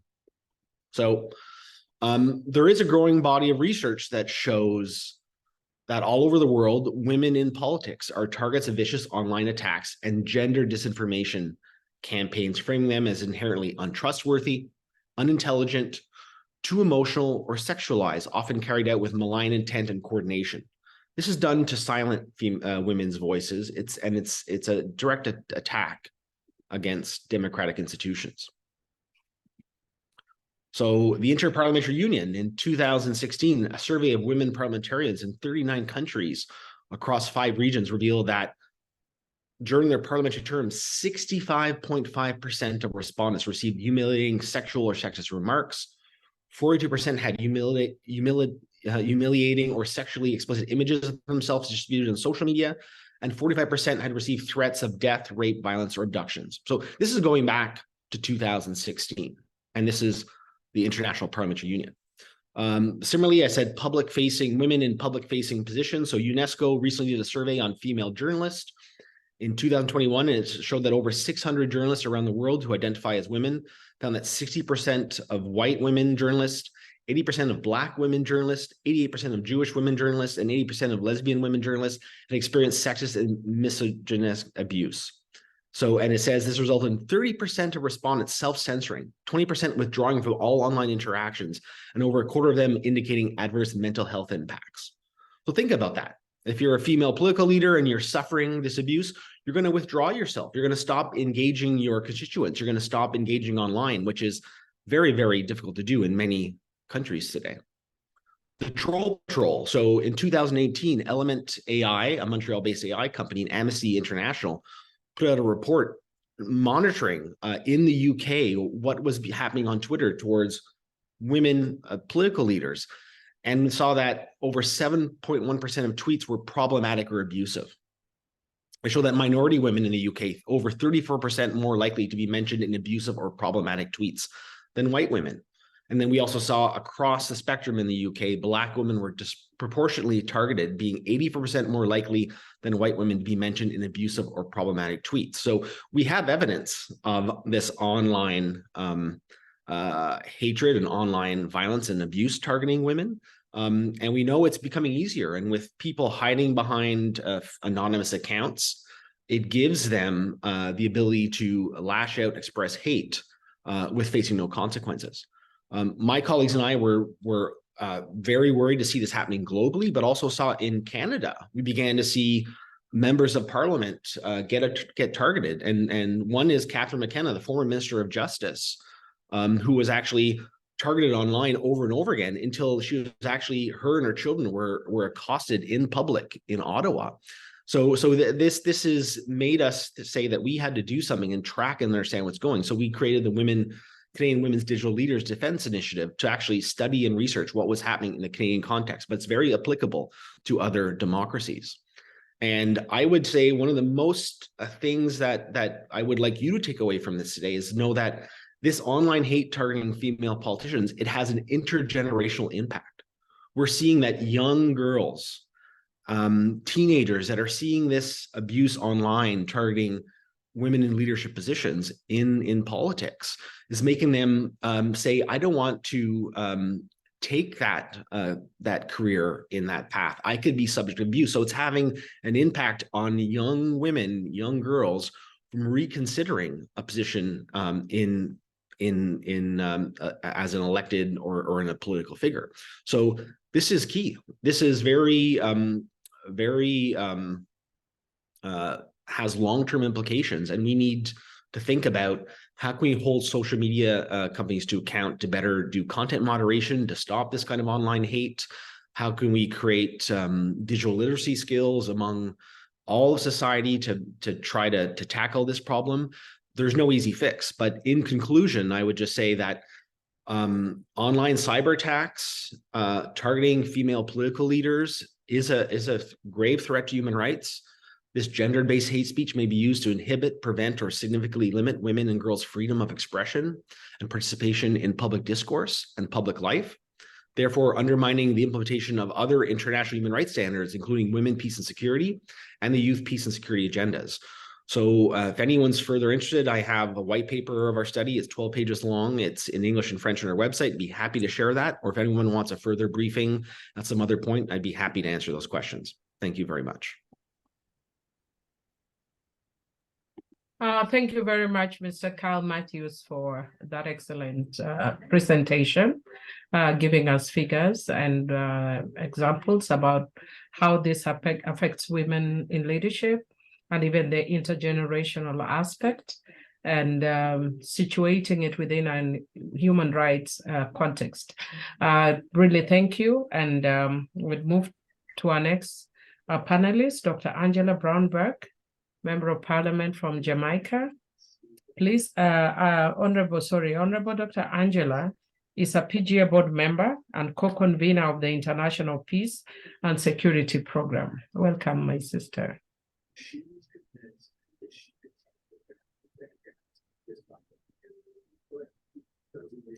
You can unmute, please unmute. I hope I'm unmuted now. I did that earlier. Yes? Yes, you are now. Please go ahead. Thank you very much. Thanks again, Millie, and good day to all our members and participants. Allow me as I begin to thank the National Assembly of Seychelles for hosting this important annual forum and the discussion that we are having today and over the last 2 days. Preserving women parliamentarians' leadership in the face of cyber harassment and attacks is a most appropriate topic, given the emergence of increased attacks against women in this new digital era.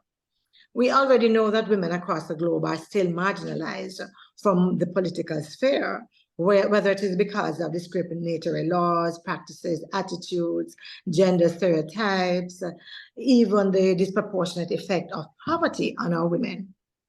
It is therefore important to improve the conditions that will allow more women to participate and create a supporting environment to keep them there, thus preserving women parliamentary leadership.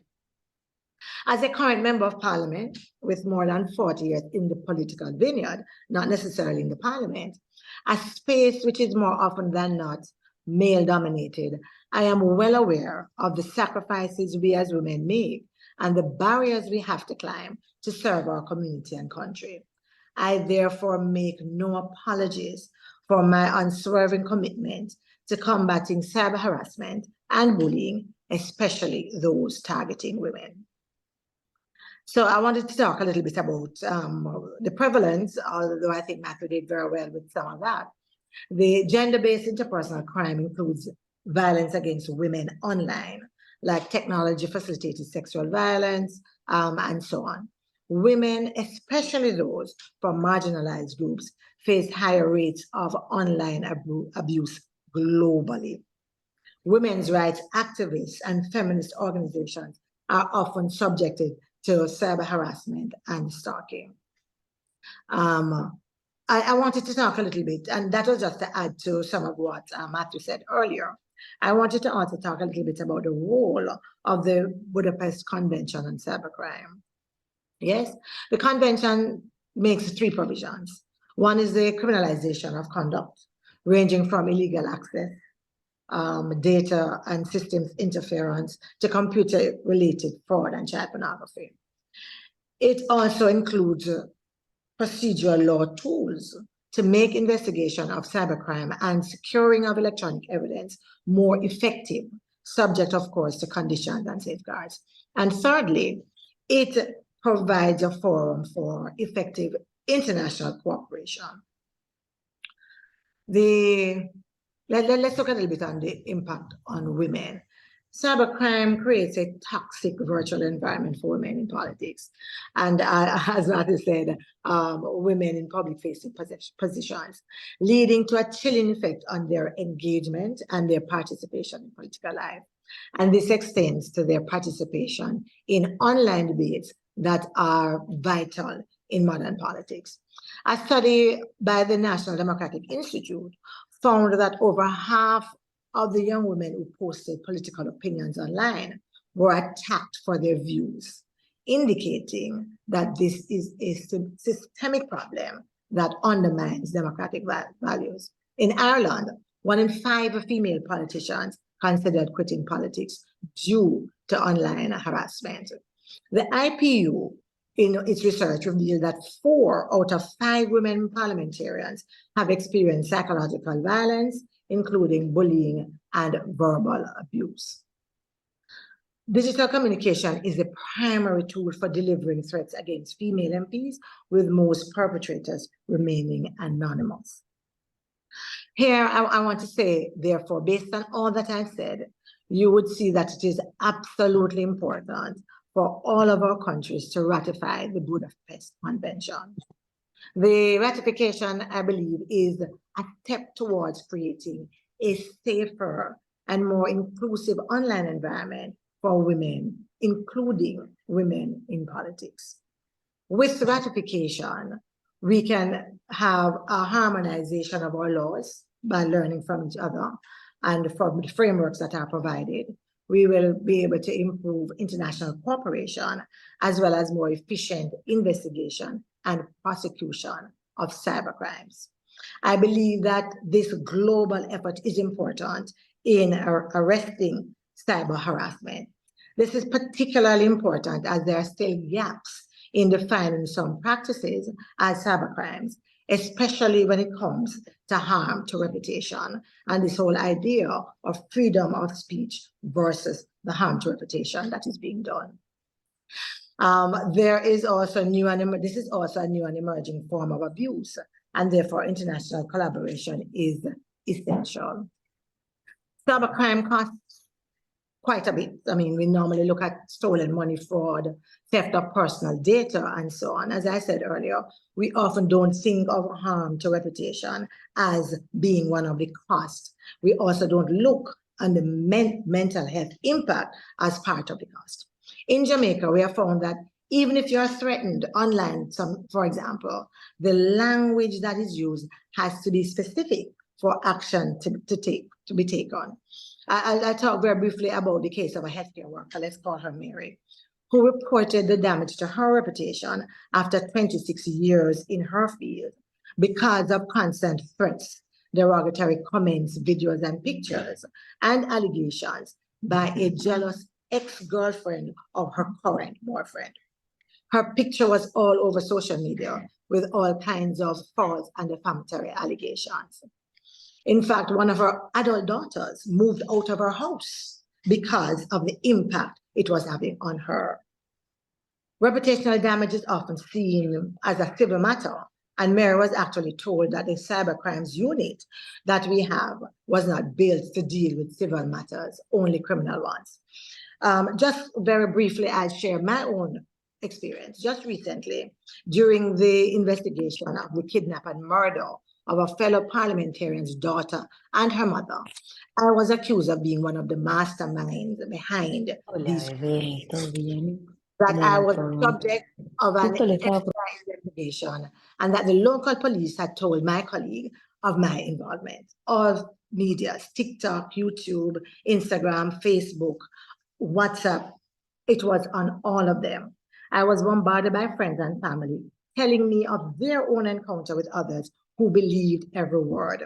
I think it was worse because this was not anonymous, but an individual who was known, who was very open in what she was saying. While I was chairing our annual party conference, that same individual was making a call for me to be removed from such duties.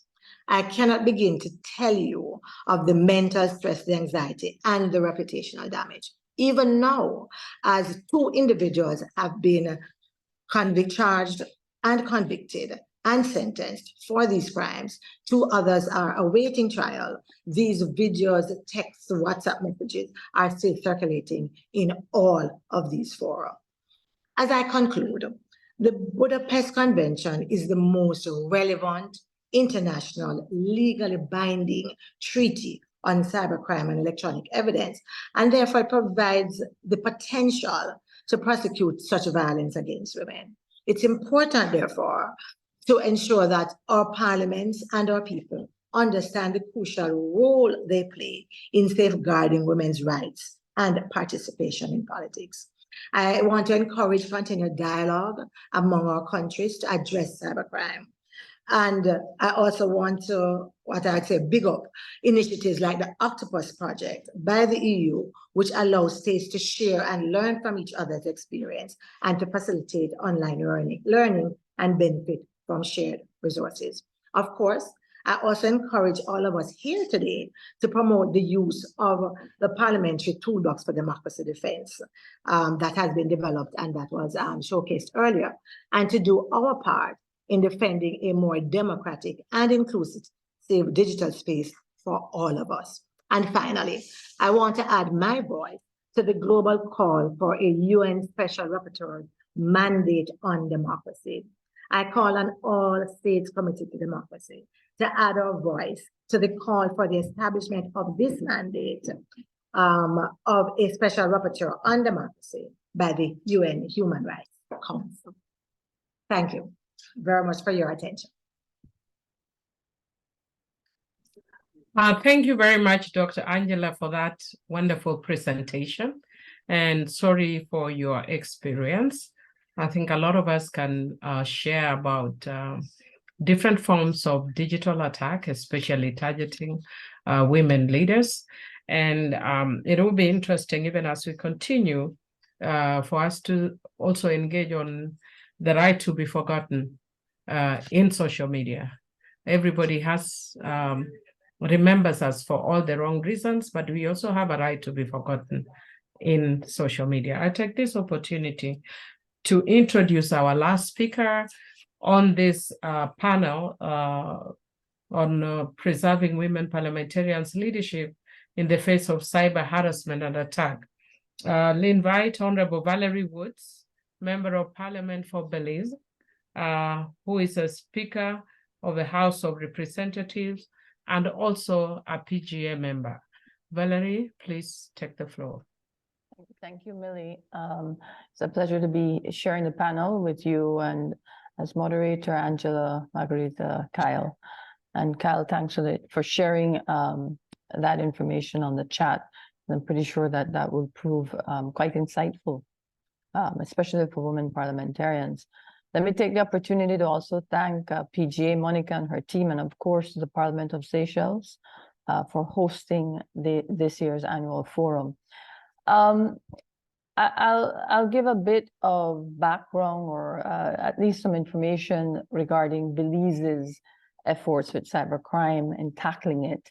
And also as a woman parliamentarian and observing really from the chair of the speaker, and some of which I have been subject to, although I would say it would be more in the lines of maybe hate speech or discriminatory remarks, as opposed to actual falls into the category of the crime stipulated in the Cybercrime Act. So Belize enacted its Cybercrime Act in 2020, and to be fair, it's very much aligned with the Budapest Convention on Cybercrime. The Ministry of Home Affairs takes charge really of that act, or took charge of that act, and they themselves, personnel from that ministry, the police ministry, have been in contact with the Council of Europe and have had several workshops and interventions on the Budapest Convention and on the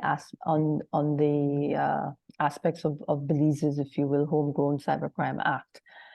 The Budapest Convention, as Angela points out, really is an ideal treaty to address cybercrime attack, and particularly for the crimes virtually, if you will, digitally against women. I don't think it comes as any surprise to any member of PGA, man or woman, that our women parliamentarians are at the brunt of this. We feel it, and not just in all aspects of our political lives, in all levels of political activity as well. In Belize, where you have municipal elections where there tend to be more women entrants or applicants in that level of election, there's been some very targeted attacks virtually against some of the women candidates. There's been no study to determine if it has resulted in women applicants not vying again for those positions, but it is notable that indeed in this next round of municipal election, there doesn't appear to be as many women contesting as there was 3-4 years ago when it was last held, the enthusiasm of it. So that's an anecdotal reference. By no means, like I said, has there been a study. Now, Belize has, like in most, I would say most jurisdictions, and perhaps the smaller jurisdictions, while they haven't yet acceded or looked at the accession to the convention, there has been an attempt with other pieces of legislation related to cybercrime, notably electronic evidence, electronic transactions, interception of communications, as well as data protection. In September of 2022, with the help of the Council of Europe and the POPREL, which is the network of legislative presidents and speakers in Central America, we got together to discuss the Budapest Convention. Excuse me. And the reason for that was to bring the awareness of cybercrime. One second.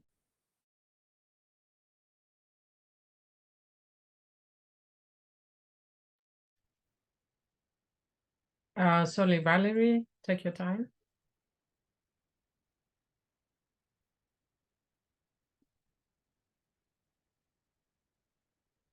In the meantime, I just want to encourage us to look at our chat, and there's a lot of information being shared about resources that may be of use to us.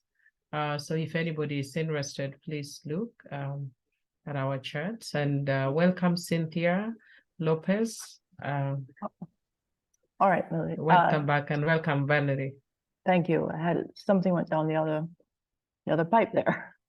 Yes, I was saying that the parliamentarians, we had a session, an informational session on the Budapest Convention. And it was timely because it was 2 years after the passage of Belize's Cybercrime Act. So to understand the extent of cybercrimes in Belize, to understand if there was an effort to go beyond that act by the government, and to appreciate what all would be needed in terms of infrastructure, because there is need to put in place more than what already exists. Now, Belize, to back up, if you will, or to support the Cybercrime Act, there is a national cybercrime strategy. Now, that strategy was a 3-year strategy, and it is about to reach its end. And so it's been timely, as I checked in with the Ministry of Home Affairs in preparation for this year's forum, to understand where is their thinking in relation to go one step further. And I am encouraged that they are seriously thinking about now going through the steps for accession, but they recognize that they are going to have to look at some of the infrastructural requirements that they need to ensure that they put in place. They have to develop the national capacity for incident response and the critical information infrastructure protection, as well as to implement the measures that will be needed to support education, awareness, as well as the workforce development in cybersecurity. Based on the workshop held last year with parliamentarians, these are critical. It was, I think, very well explained to us by the experts who were visiting with us that time, that these are critical components to effective application and use of the treaty. There is no sense acceding if we're not able to appropriately, effectively apply the treaty. The Ministry of Home Affairs in Belize, the police, really the police ministry, they are committed. They are actually committing to addressing how best to apply and enforce really the Cybercrime Act. To date, unfortunately, there hasn't been an application of that act. Now, has there been incidents online? Absolutely. There is still, you know, like any other form of violence against women, there's still trepidation, there's still mistrust in official institutions for women to come forward. And there's also a lot of stigma because of the virtual aspect of this. It's all out there, it's online, and there is that hesitation to come forward. And so there is need to bridge that gap, even with the domestic law. What's an interesting observation from my part? So many years ago, our parliamentary proceedings were not live streamed. They were in person. And you would maybe get a soundbite on the local media, whether it be radio or television. But now it's live streamed. And because you have protection as a parliamentarian, immunity in chamber, there is that balancing act in terms of language, because it's now being live streamed, and so it's out there virtually. And as a result, as you know, creative as we are, and we've seen a lot of that post-COVID, during COVID, the memes and the TikToks readily appear afterwards, using language that, quote unquote, is somewhat protected within the chamber. So that's something that that I think we need to grapple with as parliamentarians, and we need to adapt or adjust or amend, given the fact that technology now makes what once was not so viral and virtual suddenly very viral and virtual. and under the guise of, if you will, privileges and immunity. And so I raise that because that has been something that our parliamentarians have recently had to grapple with. I had to be this, I was the subject of it.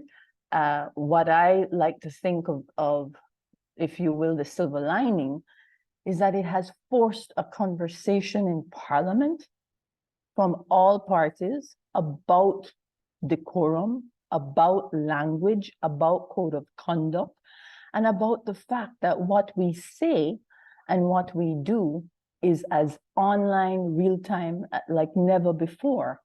And while there may not be an intent to spread anything further than what was said, there are those out there who take those snippets and then make it go beyond.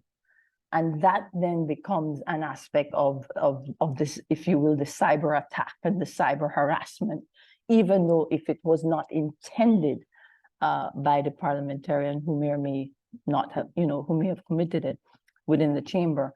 So we've had some debates on language, on code of conduct, and I'm hoping that it will be yet another, if you will, turning point for us to take more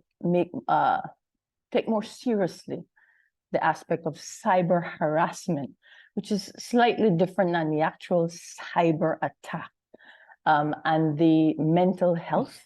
Sorry, Valerie, I may have to interrupt you and just inform you that I'll give you one minute to wind up, please. Thank you. We'll blame the coughing bout for taking away my minutes. Let me just wrap up quickly, Millie, so that we don't take up too much of the time. In terms of one way of combating it and to help preserve women leadership in this environment, Belize has recently established a joint house, it's a House committee, and it's a joint one of both chambers, of a women parliamentary caucus. Even before that caucus was established, the women parliamentarians took a stance on language by a broadcaster. And the reason why that was important is for the very same reason. Everything now is live streamed. So even if it could have been curtailed in the past, now it's out there forever, and it's hard to stop. And we took a position on language.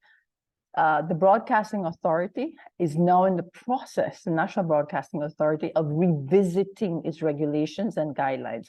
So this is all positive. I do think it's absolutely important, I believe all of us have said this before, that women are at the front lines of these attacks. And it is imperative, not just on women parliamentarians, but all parliamentarians, to appreciate that it is an attack on our human rights as individuals, as human beings, but specifically as women, and it needs to be addressed with some priority in our parliaments. The Budapest Convention, through the efforts of the PGA and a lot of its workshops, is one significant way that we as parliamentarians can begin to address this meaningfully.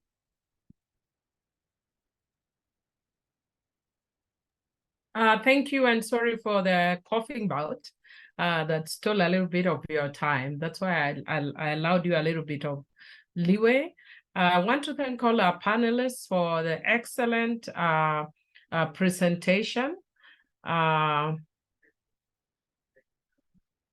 am getting a little bit of waiting for some feedback, but if you don't mind, I just wanted to, based on the information that we've gotten and the little time that we've had, we may not have a lot of time to discuss or give feedback. I know there are issues that have come up around accountability, around the need for punishment. I wish we'd talk a little more about also the issue of destigmatization. Because we are in a different space where the tool that is being used is actually stigmatizing women in leadership. I wish we had talked a little bit more about what we can also do to destigmatize some of the issues that we see online. Excuse me, I'm catching on Valerie's coughing bout. Because of lack of time, I wouldn't share, but I have personally used a tool, which is destigmatization. And I've also used what I call a throwback. You throw that at me, sometimes I throw it back at you, because otherwise we'll all be forced out of social media with mental health issues.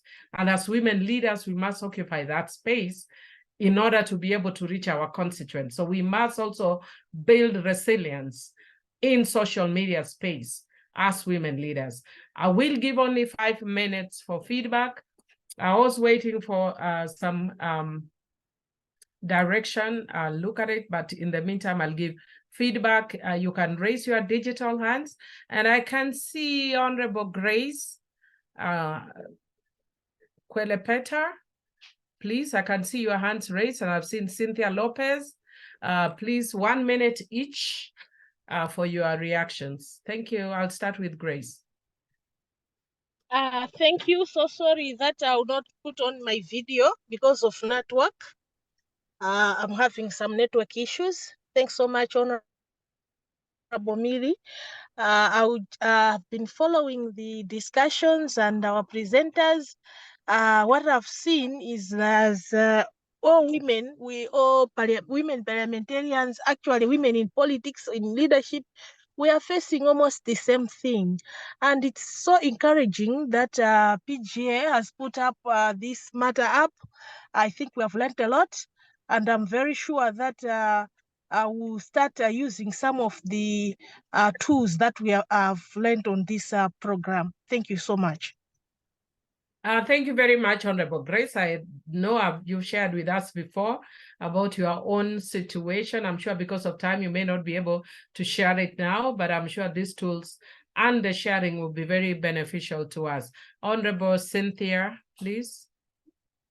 Thank you so much, Madam Chair. Well, just to say that I am president of the Women's Forum of Parliamentarians of the IPU. So please, let's work together. We are doing a lot of things against violence, violence against women. We are promoting also in Mexico that I say hello a mi querido senador, my senator Álvarez y Casa, Emilio.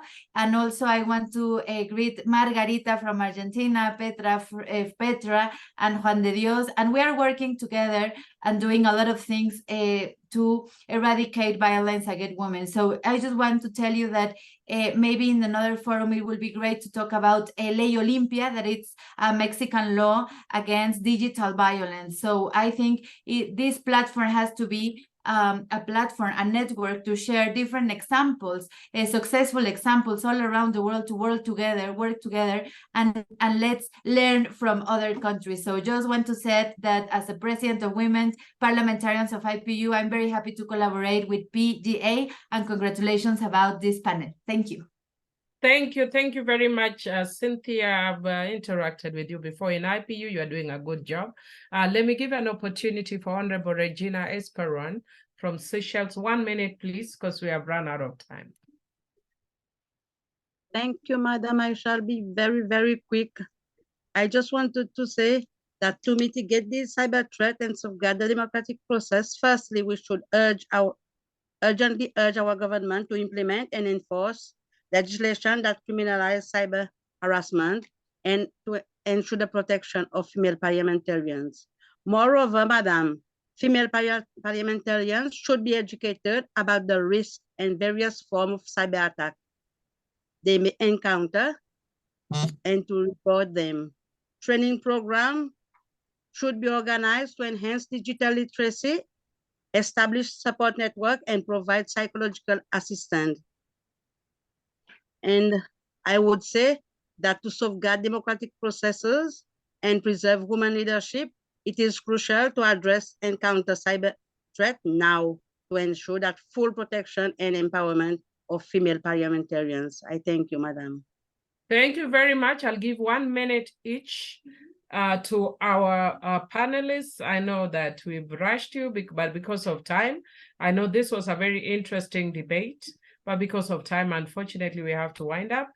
So I will start with Honorable Margarita, just 1 minute if you have any closing remarks, 1 minute. Bueno, muchas gracias. Simplemente para insistir, sobre todo después de haber escuchado las presentaciones, en relacionar la defensa de la democracia con nuestro compromiso en el sentido del ciberespacio y de garantizar seguridad en esos ámbitos, adherir fuertemente al Convenio de Budapest de la Unión Europea y evitar cualquier tentación que nos aparte de ese camino que realmente nos marca la mejor tutela y la mejor protección.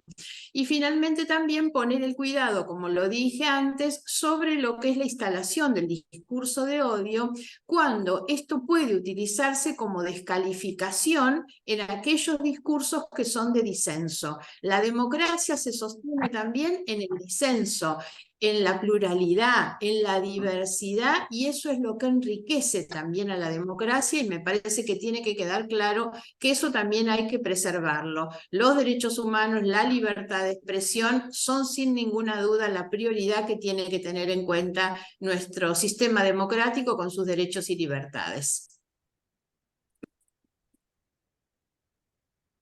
Thank you very much. And thank you for an excellent presentation today. May I please move to Mr. Kyle Matthews?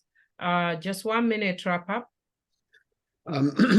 Yeah, I was honored to be here today and to hear from so many different female parliamentarians about your experience. It's a global problem. I'd emphasize that. I think one thing that wasn't mentioned is that we need to look at how technology is changing and how it's being used. And I think what we're seeing is generally something called deepfakes. These are AI changed images or videos, and these are increasingly being used against women political leaders, either in revenge, sex, porno videos that they're changing people's faces. So we need to look how this is being used, and it's not just incitement to violence, but also dehumanizing use of technological tools like AI. And so if anyone's reviewing this in your parliamentary committees, that's another big area that needs some focus on. Thank you. Thank you very much, Mr. Kyle. I think there's a lot of stuff to discuss around digital issues and protection of women's rights. I want to invite on Dr. Angela Brown, just to wrap up. 1 minute, please. I assume that I'm unmuted because I tried doing that earlier. Yes.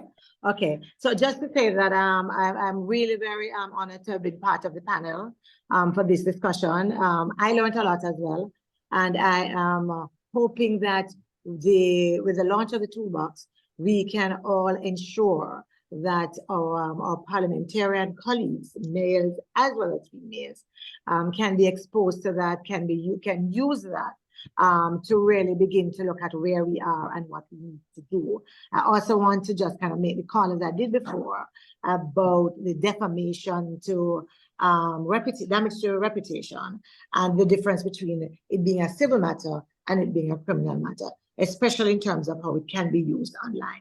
Thanks much.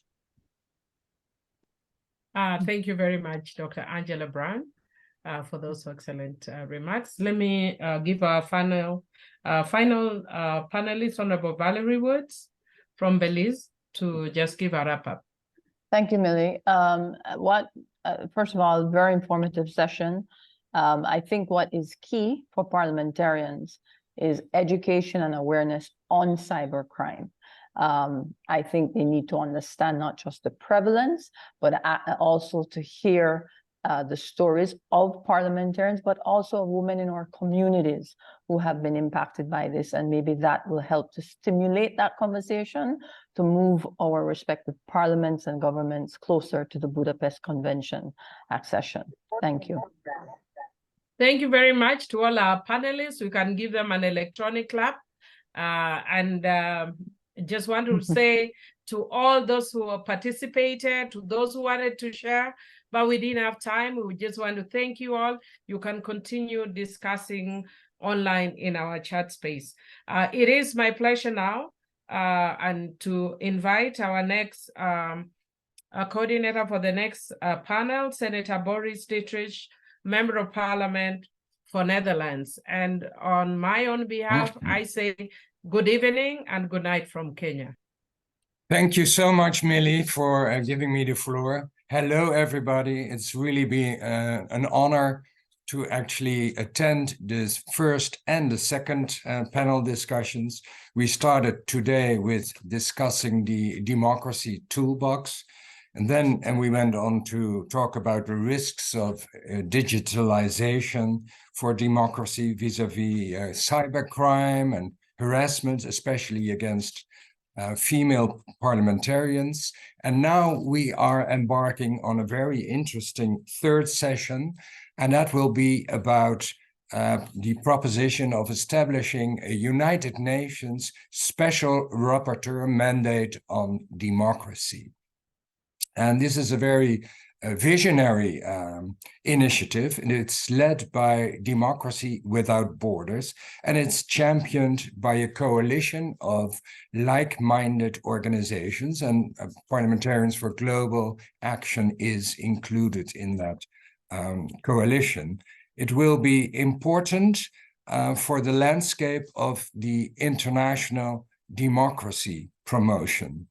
In connection with the Summit for Democracy, and that was, I think, on the 9th and the 10th of December in 2021, organizations working on democracy, they released several documents and statements indicating that the creation of a UN Special Rapporteurship on democracy could be a very useful step in this field.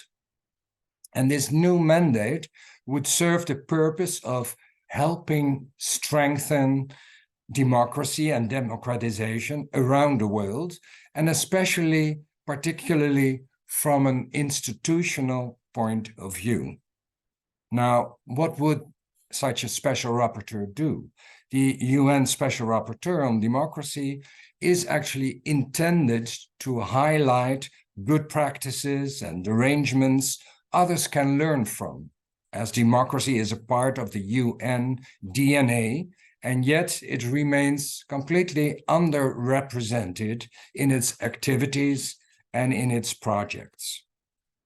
Although several elements of a functioning democratic society are represented already in other UN mandates, for instance, the special rapporteurs on the right to development, or the independent judges and lawyers, or the freedom of assembly, freedom of opinion and expression, or the freedom of religion, and the rights of indigenous peoples, what really lacks is an institutional and structural analysis of the state of democratic rights as such. And these mandates we are going to talk about would fill an important gap and would have additional value to the current human rights system. So as we gather here today, it's important, one of the most cherished values in the global community that faces unprecedented challenges and attacks. And we've heard about that in the previous two panels. For me, it's really an honor to introduce the two panelists, two experts in human rights. And I will start with introducing the first panelist, and after his presentation, I will introduce the second one. And the first panelist is Mr. Andreas Bummel, and he's the founder and executive director of Democracy Without Borders. He is known worldwide as a leading expert and advocate for a world parliament. He has been leading the campaign for a UN Parliamentary Assembly, and that's supported by, I think, more than 1,500 members of parliament from over 100 countries. And since 2021, he has been one of the co-conveners of the new We the Peoples campaign, which advocates for more democracy at the United Nations. Over 200 groups from around the world have joined this campaign, including leading environmental and civil rights NGOs. And Mr. Bummel from 1998 to 2008 served on the Council of the World Federalist Movement, which played a central role in supporting the creation of the International Criminal Court in The Hague. He is co-author of the book A World Parliament, Governance and Democracy in the 21st Century, and he wrote that book together with Joe Leinen. And he has spoken at many occasions at universities, at the London School of Economics, at the Athens Democracy Forum. In recognition of his work, the Society for Threatened Peoples made him an honorary member. Well, it's a long story, a long introduction, but we are so pleased, Mr. Andreas Bummel, to have you here, and I would love to give you the floor. The floor is yours. Well, thank you very much, Senator Dittrich, for this very kind and long introduction. It is my real pleasure and privilege and honor to be speaking today at this annual forum and this panel today. I wish to thank you again for the kind invitation, and the topic that we want to discuss today is the one of establishing a UN Special Rapporteur on democracy. And this is a good time to talk about it because just in a few days, on Monday, over 80 civil society organizations, think tanks and networks, and more than 150 individuals covering a broad spectrum will call on the UN and UN member states to take action and to establish this mandate.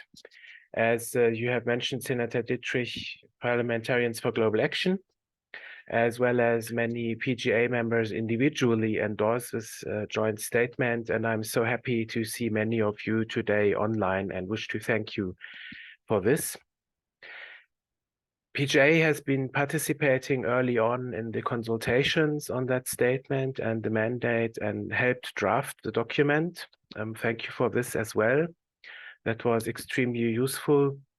And as has been said, the idea of creating the mandate was, in fact, first brought up by a couple of civil society groups, think tanks, in fact, ahead of the first summit for democracy hosted by US President Biden in 2021. The general picture is clear. I think democracy is threatened and authoritarianism is on the rise globally. This has been an ongoing global trend for many years. Just 2 weeks ago, International IDEA published their latest annual report on the global state of democracy. And they concluded that 2022 was the 6th year in a row when countries with net declines in democratic performance outnumbered those with net advances. According to international data, that is the longest row of decline since 1975, when their assessment starts. Each country for sure requires its own analysis as to where it stands and what challenges exist in terms of democratic performance. We are looking at it from a global perspective, and here it is clear that more coordination, more collaboration, and more exchange between democratic governments, democratic elected representatives, and other pro-democracy actors is an important element in countering this trend. But increasingly, there is also the question, really, what role the United Nations can or should play in this as the world's most important multilateral body. The joint statement that we will publish on Monday and that we have been worked on for months is quite clear in this regard. It says that the UN needs to do more to strengthen human rights and democracy. Some argue that the UN has nothing to do with democracy. We know from which quarters these arguments are coming. It is true you will not find the term in the UN's charter, and the UN, in fact, is not concerned with the internal setup of its member states. But we have to stress this is only half the truth. And that's because the UN in past and present resolutions, time and again, has expressed and reaffirmed its support of democratic principles. Via UNDP and other entities, the UN is also working practically on the ground to support democratic development, or in other terms, good governance. We are publishing the statement together ahead of the 75th anniversary of the UN's Universal Declaration on Human Rights on 10th December this year. Article 21, as we know, includes the key principle that the will of the people shall be the foundation of public authority. In 2002, the UN declared, and I quote in a very important resolution, that the essential elements of democracy include respect for human rights and fundamental freedoms, freedom of association, freedom of expression and opinion, access to power and its exercise in accordance with the rule of law, the holding of periodic free and fair elections by universal suffrage and by secret ballot as the expression of the will of the people. Now, very important, a pluralistic system of political parties and organizations, the separation of powers, the independence of the judiciary, transparency and accountability in public administration, and free, independent, and pluralistic media. So the argument that the UN has nothing to do with democracy is plain wrong.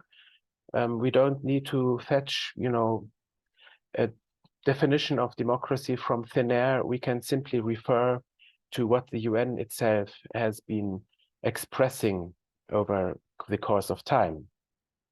So a UN rapporteur on democracy, as we propose it, would be mandated by the Human Rights Council, it has been implied already, to investigate the state of democracy and examine challenges and opportunities related to its realization. So the mandate would build on and really go beyond those that already exist on specific democratic rights, which have been mentioned in the introduction. The statement points out, and I would like to quote this, among other things, that the mandate can include looking into constitutional and institutional arrangements, such as checks and balances, the effectiveness of parliaments, free, fair, and competitive elections and election environments, political participation, including of minorities and women, direct and deliberative mechanisms, as well as civic space and freedoms. So this is already connected to what I mentioned in terms of the UN's own expression of what democratic principles and elements exist in their view. So surely the rapporteur will examine problematic cases at a country level, but that has been said, it's only part of the mandate in our view. We believe it is also important to identify best practices that others can learn from. So it's not only about naming and shaming, but also really going in depth and investigating in which cases is democracy thriving and how can it be brought back on track where it is in trouble. So in this regard, we also think the rapporteur, with the legitimacy of the UN, can help build inclusive platforms for discussion and exchange in this regard. We suggest in particular, that was an important point in the consultations, that the rapporteur also would work closely with an advisory board of experts and civil society representatives. And as far as I'm concerned, this could include democratic parliamentarians as well, or representatives from international parliamentary institutions, such as PGA.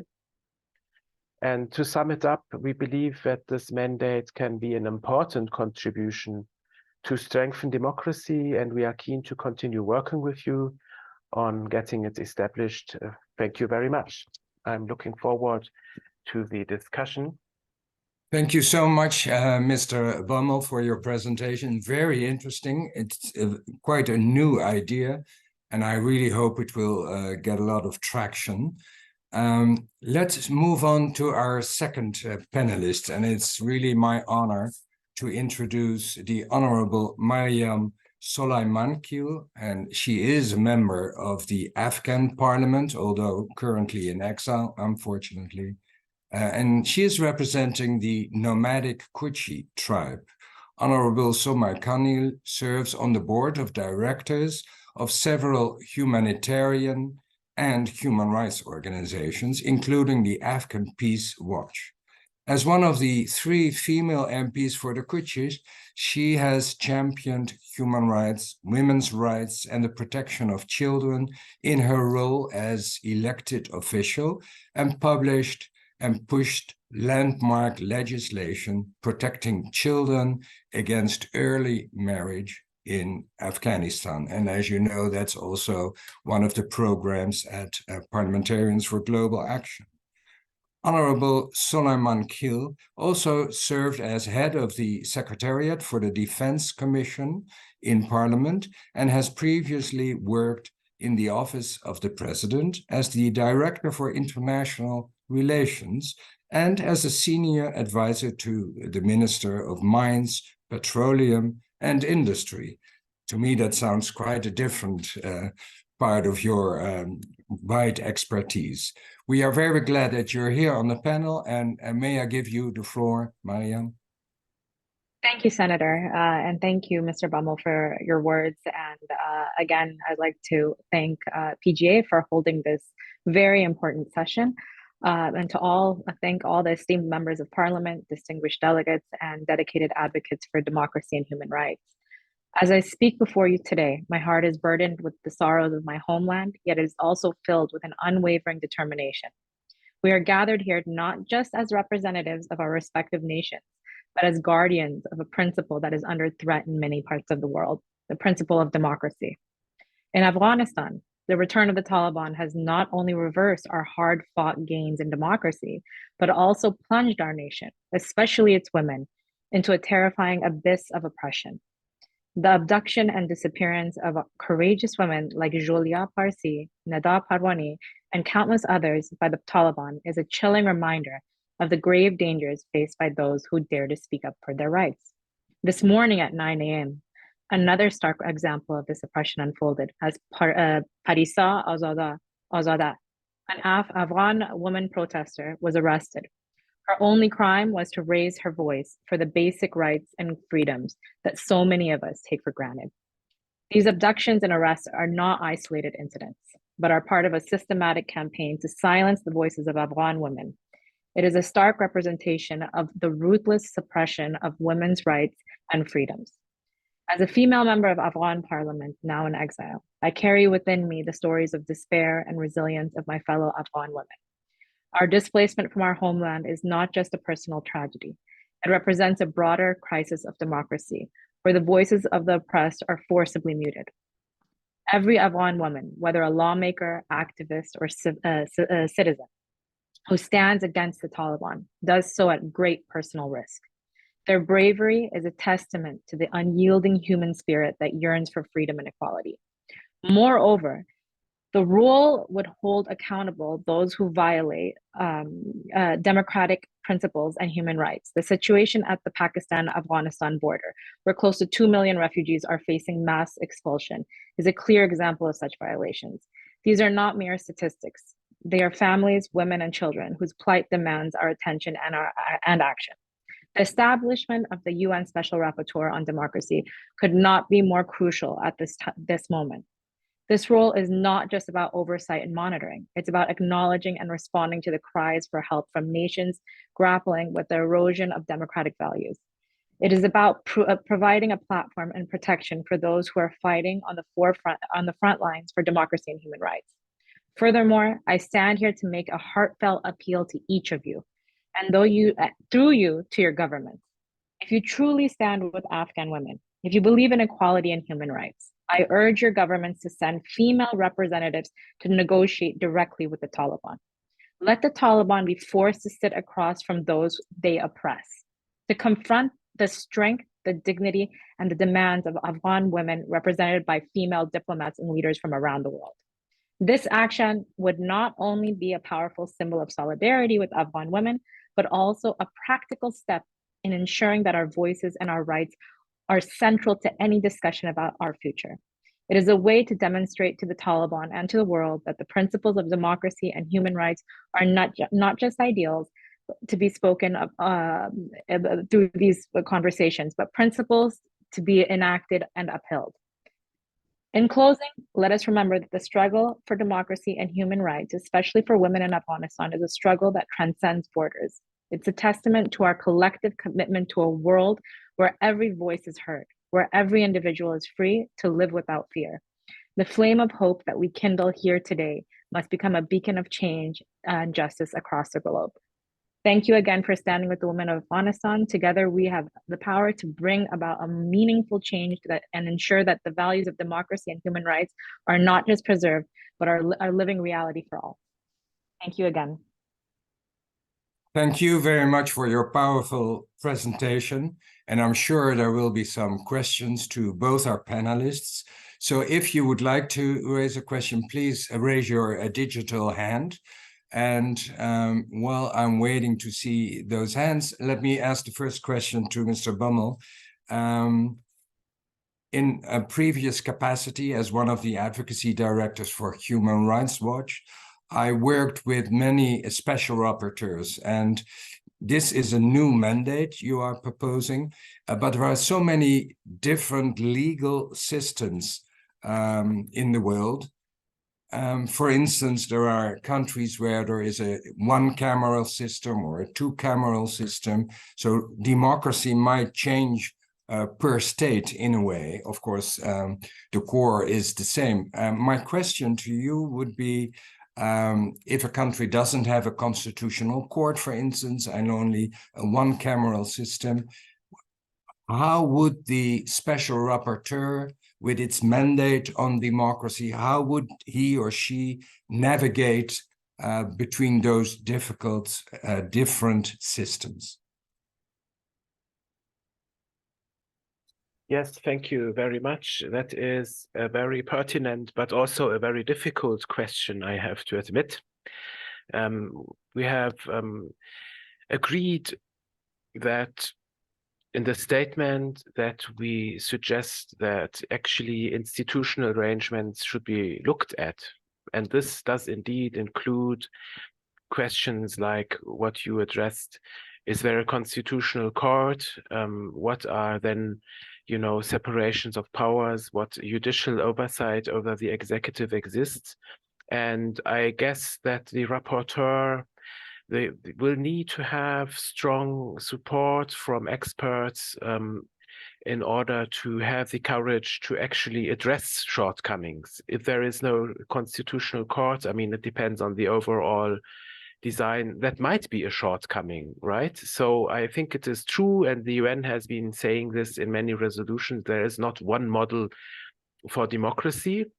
But I do think it is possible, with the support of academic experts, to investigate what kind of separation of powers and checks and balances is more effective than another. And I also think that doesn't necessarily mean the rapporteur would say the constitution of a particular country has to be changed, right? But it might be possible to point out here is a different example where we can see an effective constitutional court. And here we have another example where it does not exist. So it will be for sure difficult to navigate this, is perhaps the bottom line of my response. Thank you so much for your answer. I see two hands. Let's turn first to Fernando Iglesias. Please, floor is yours for a short question. Hi, everybody. Fernando Iglesias from Buenos Aires, Argentina. I am a member of the Chamber. I know very well from a long time ago Andreas, and I had the pleasure to meet today Mariam. Impressive, your presentations. But my question is this. So we have seen during these years that many agencies of the United Nations, the commissions on human rights, etc., being the participation and sometimes the control by undemocratic countries. And this is a big trouble. So my concern about this interesting proposal is about the method of how could you avoid this risk? Because the last thing we need in the war is another experience of totalitarian people judging about democracy all over the world. So what are the mechanisms you are thinking about, you are proposing about? Thank you very much. Thank you. And I see that you asked a question to Andreas Brummel. Okay, I understand. I respond directly. Yes, this is, again, a question that goes to the core of what we plan to do, because 1/3, in fact, of the member states of the Human Rights Council today, for instance, according to Freedom House, are not free. So it is reasonable to assume that the executive branches of these countries will not be inclined to support an effective rapporteur on democracy. So during the consultation, it has been discussed in how far the risk exists that the mandate could be captured. It would not be the first mandate of the Human Rights Council that was set up with the intention of, let's say, embarrassing democratic countries and pulling it in a different direction. So it is true that we will need, for this to work, we will need a strong buy-in and leadership from democratic governments and governments from countries in transition. So this means, in other words, that we will not rush this. We will have to build the solid support. It will also matter, of course, who is going to be the first rapporteur if we come that far. That is another important question. And I mentioned the advisory board, which we believe needs to be included in the mandate. And that is really within the mandate, in our view, a kind of checks and balances too.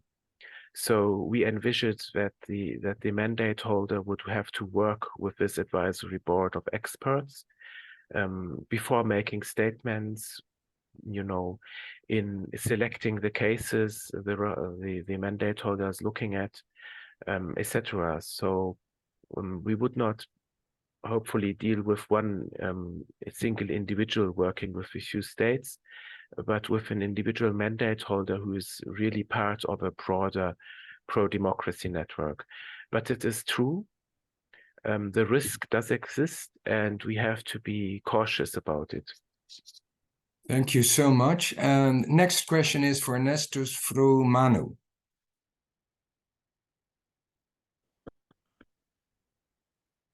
Please go ahead. Thank you very much, Boris, for permitting me. Okay. I first and foremost, I want to appreciate the presentations from Andreas and Mariam.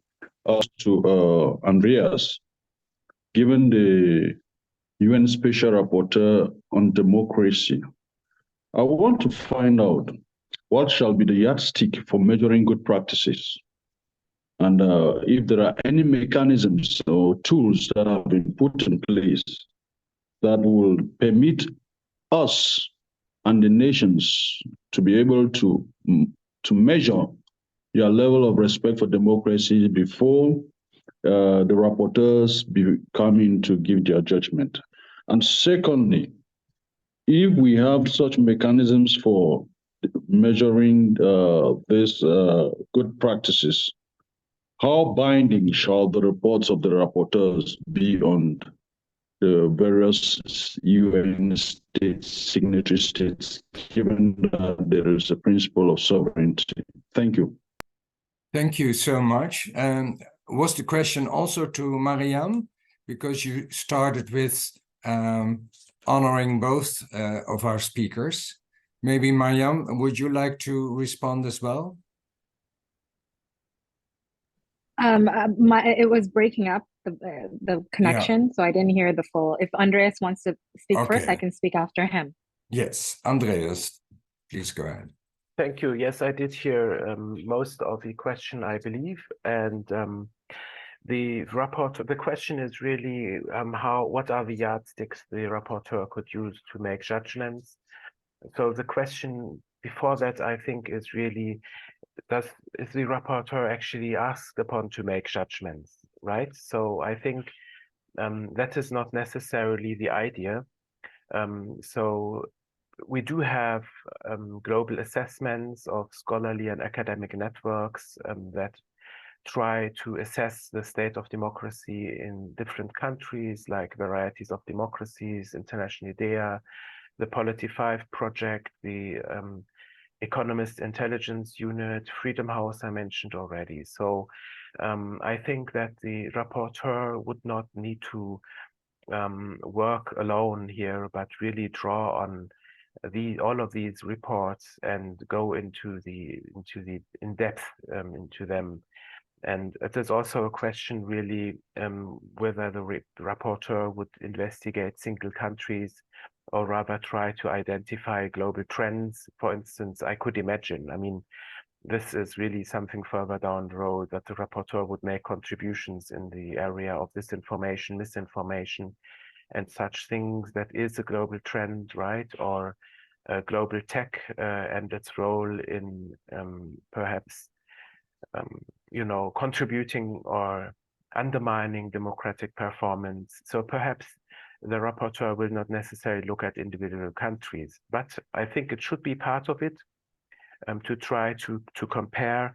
And as far as I'm concerned, as much as possible, empirical data should be used, right? Which means turnout in elections, for instance, in democratic countries where that is possible, also perhaps to look at opinion polls or even perhaps organize opinion polls and gather as much empirical data as possible.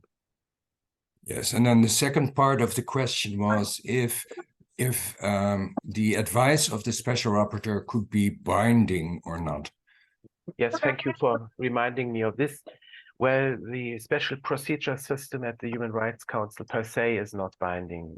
So it would be the same in this case, that the special rapporteur would at best make recommendations and share observations, but that alone can be very helpful, I believe, at least in other cases of independent experts and special rapporteurs. The very least one can say is that there is a global platform and a global public that is paying attention, and that would also be a difference that has been expressed in the consultations, an expectation that, if Varieties of Democracy or any other academic network makes recommendations or observations on the state of democracy, it is easy for governments concerned to brush it aside. But if it comes from the UN rapporteur in connection, with a broader investigation, it might not be as easy to put under the carpet, Thank you. We have time for 2 more short questions and hopefully 2 more answers. Bernard George, and the last question will be for Ronald Benjamin. Bernard, the floor is yours. Thank you, Boris, and thank you, Andreas and Mariam, for 2 wonderful presentations. I don't subscribe to the view that just because something is difficult, we shouldn't do it. I think the democratic journey that every country takes, which is the same from the king in his castle to a system of diffused individual rights, teaches us that that is not the case. Difficult things lead to good solutions, and I very much hope, Mariam, that in your particular case this will be true. Of course it is. I mean, every one of us has taken this journey, every country. Some have taken it, some are taking it now, some are yet to take it, but we all have to do it at some point. And in that context, Andreas, I think your idea of a rapporteur on democracy, UN rapporteur on democracy, is, if you will permit me to use the mot du jour, is another tool in the toolbox of democracy. So it is, I think, it comes at a very, very good time. Permit me a short question at the end of this long diatribe. And my short question is, how could, and perhaps Mariam is the person to answer this one, how could such a special rapporteur assist countries which find themselves with a huge deficit in democracy, such as her own? How could that rapporteur assist, even with baby steps, the evolution of non-democratic countries to what we would like to see, a participatory democracy? Thank you so much, Bernard. It's an excellent question. Mariam, please answer. Thank you, Bernard, and I agree that it's an excellent question. There's so many parts that I can begin with. Pre-fall of Afghanistan, pre-fall of our democracy, or where we are right now. And from being deeply connected to the people on the ground, you see that people realize the importance of democracy even more now than they did while we had an active democratic government. What's the most important part for me is that the morale of the people go higher whenever they see positions like this come up.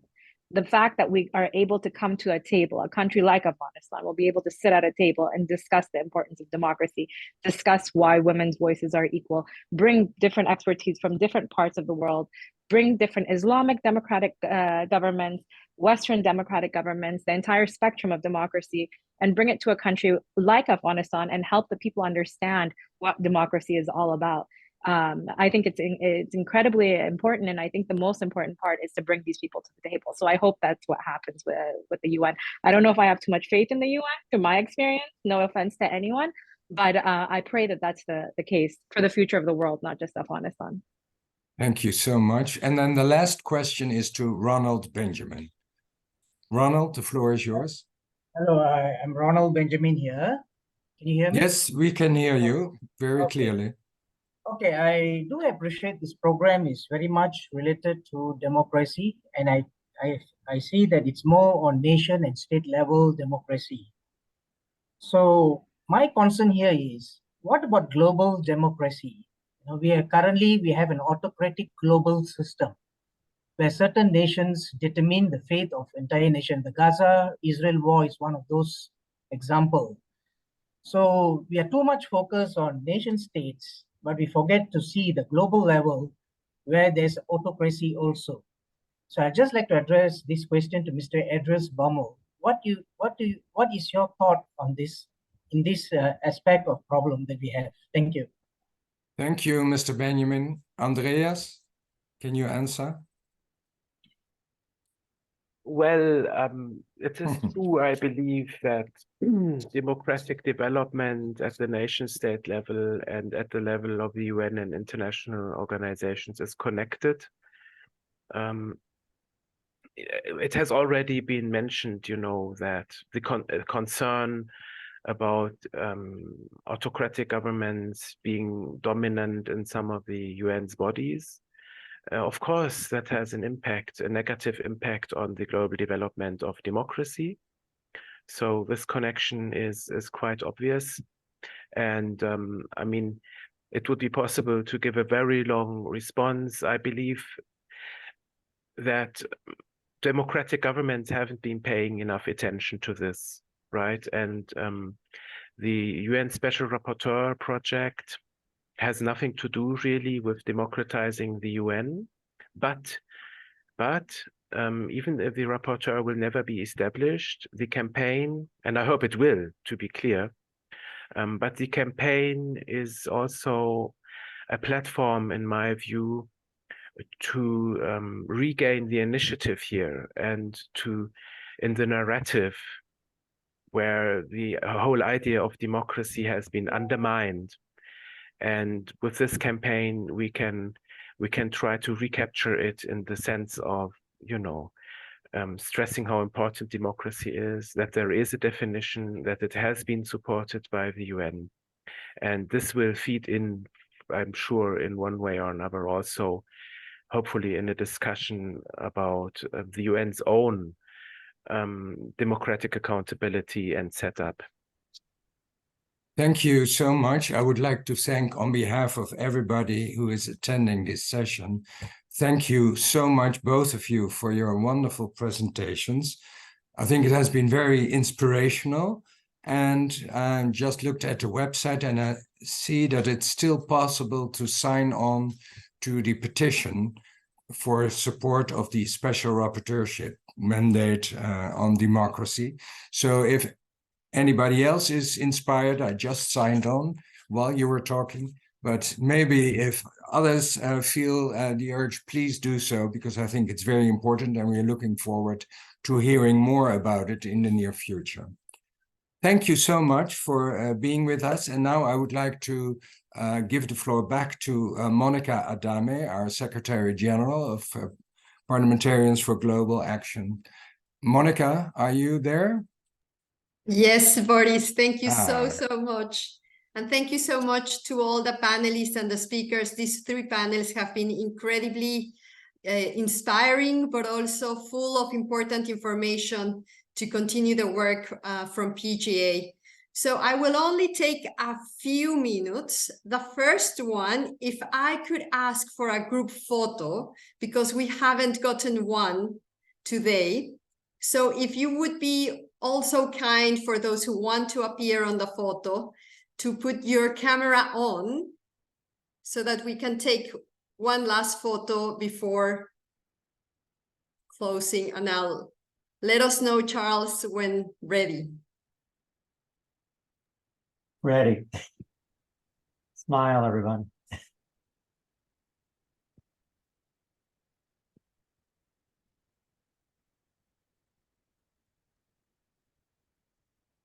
Okay, one more, just, all right. Thank you. Thank you, Charles, and thank you, everyone.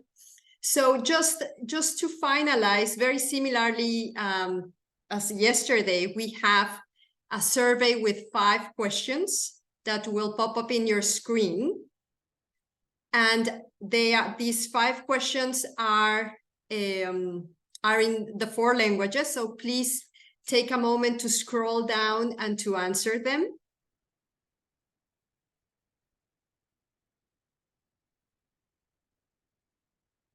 And these again are meant for parliamentarians to answer. If you have any feedback as an expert, please do send us to our secretariat's email information about some of this feedback.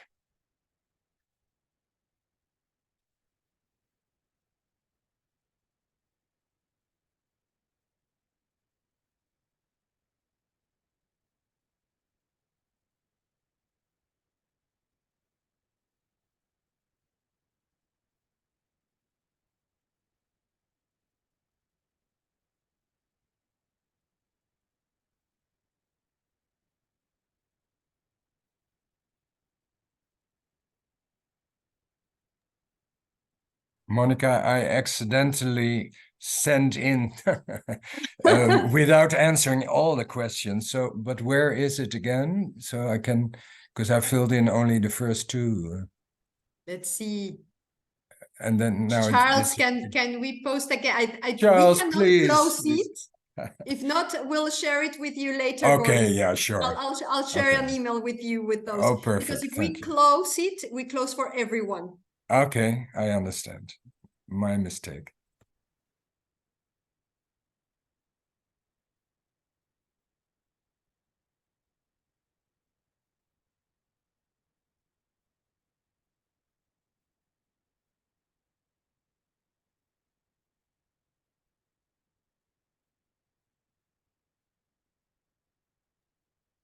I'm glad to see I'm not the only one who submitted too fast.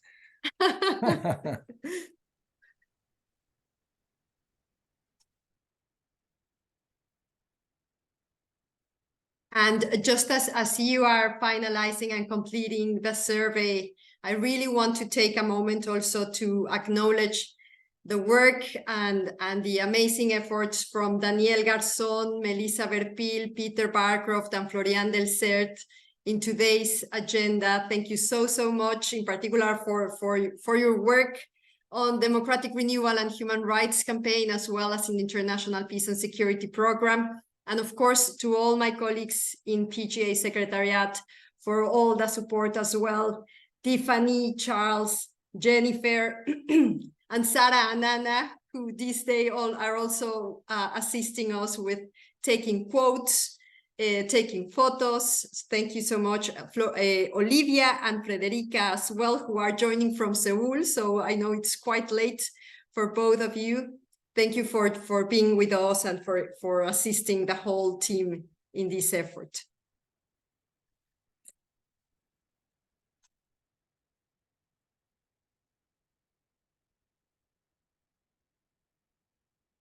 Honorable Manju, we will send you the survey.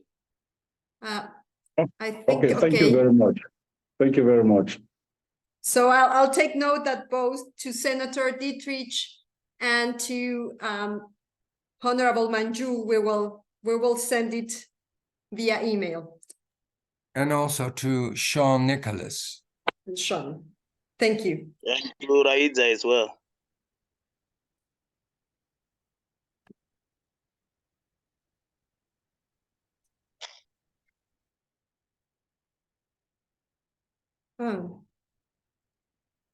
I just want to check because I am receiving some information that the survey did not appear to everyone.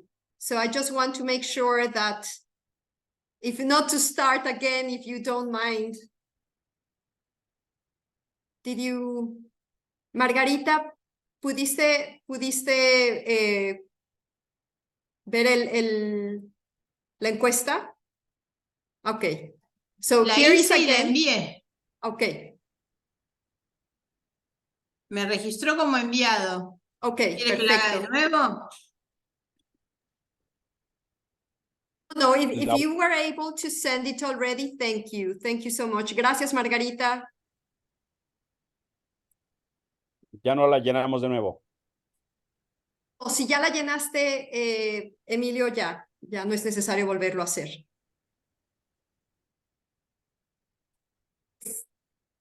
Yes, thank you.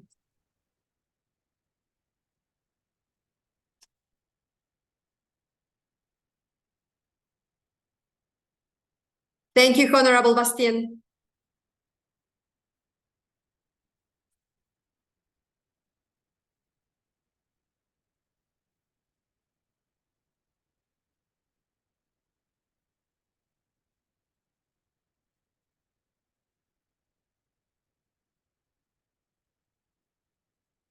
I'll give just one more minute and then I'll give the floor to Senator Alvarez y Casa for the closing of the annual forum.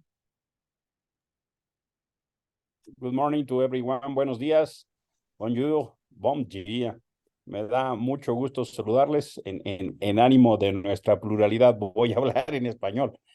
Es fascinante ver a PGA en acción, ¿no? Nos hemos conectado, al menos al corte de ayer, 70 personas de 72 países. Falta el corte de hoy, pero ya yo me doy por muy contento con 72 países. Y hay gente de América, de Europa, de África, de Asia, estamos de Oceanía, de todo el mundo prácticamente, y la verdad no sé ustedes, pero yo me quedo con un extraordinario sabor de boca de las reflexiones, de las discusiones, y ver, digamos, cuando estamos en nuestros países, eventualmente PGA es a veces una idea, pero cuando estamos todos juntos y vemos el trabajo que se realiza, vemos entonces un movimiento que comparte ideales, que comparte trabajos, que comparte esperanzas, que comparte luchas.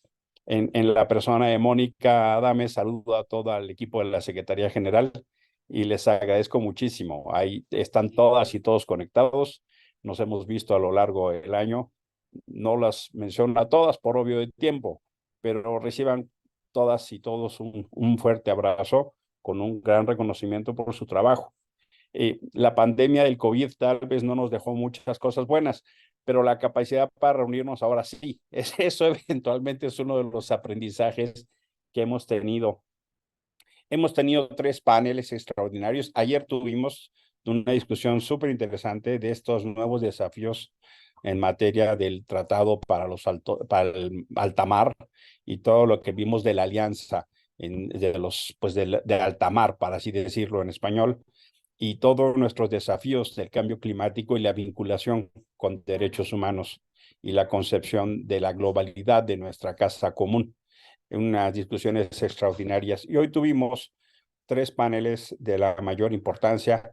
Yo le agradezco mucho a Petra Bair, a Bernard George, a Anita Van de Bell, a Irving Kotler, a Emilio Diobambo, a Margarita Stolbitzer, a Kelly Matthew, a Angela Bramburke, a Valerie Woods, a Boris Dietrich, a Andreas Bumet y Mariam Solaymakil, por sus presentaciones, por sus ideas, pero también por su trabajo. Las ideas representan mucho esfuerzo detrás. Muchas gracias a cada uno de los que nos compartió sus ideas. También muchas gracias a quien compartió preguntas y reflexiones. Y miren, déjenme dar solo 3 ideas de cierre. La primera es la grande alegría que refleja que tengamos ahora la caja de herramientas. Hemos compartido un diagnóstico que combina una circunstancia de mucho riesgo para nuestras democracias y lo que implica en amenazas para libertades y derechos. De manera que generar de aquí una serie de acciones que nos permita poner en común nuestras capacidades como personas en los parlamentos me parece muy importante. Retomo algunas de las ideas que se dijeron. Bernard mencionaba la importancia del rol de las personas parlamentarias para la defensa de la democracia. Y creo entonces que ese es justo uno de los ejes de acción y diría yo sello de identidad de PGA. Lo que queremos es justamente un rol de los parlamentarios porque esencialmente en los parlamentos es donde está la representación de todas y todos en un país.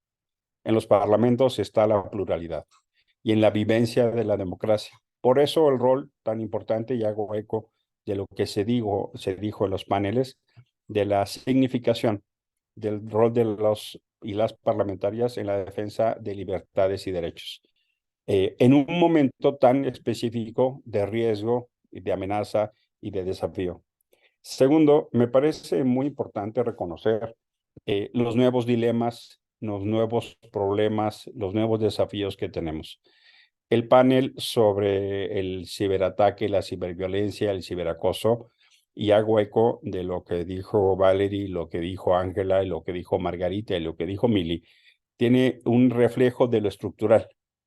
Dijo Kyle que lo que se vive en línea es también un reflejo de lo que se vive fuera de línea. Y la tecnología es hoy también un espacio para la reproducción de las desigualdades estructurales, donde eventualmente esta nueva capacidad tecnológica que tenemos son también nuevos desafíos que infelizmente está inhibiendo la participación de las mujeres.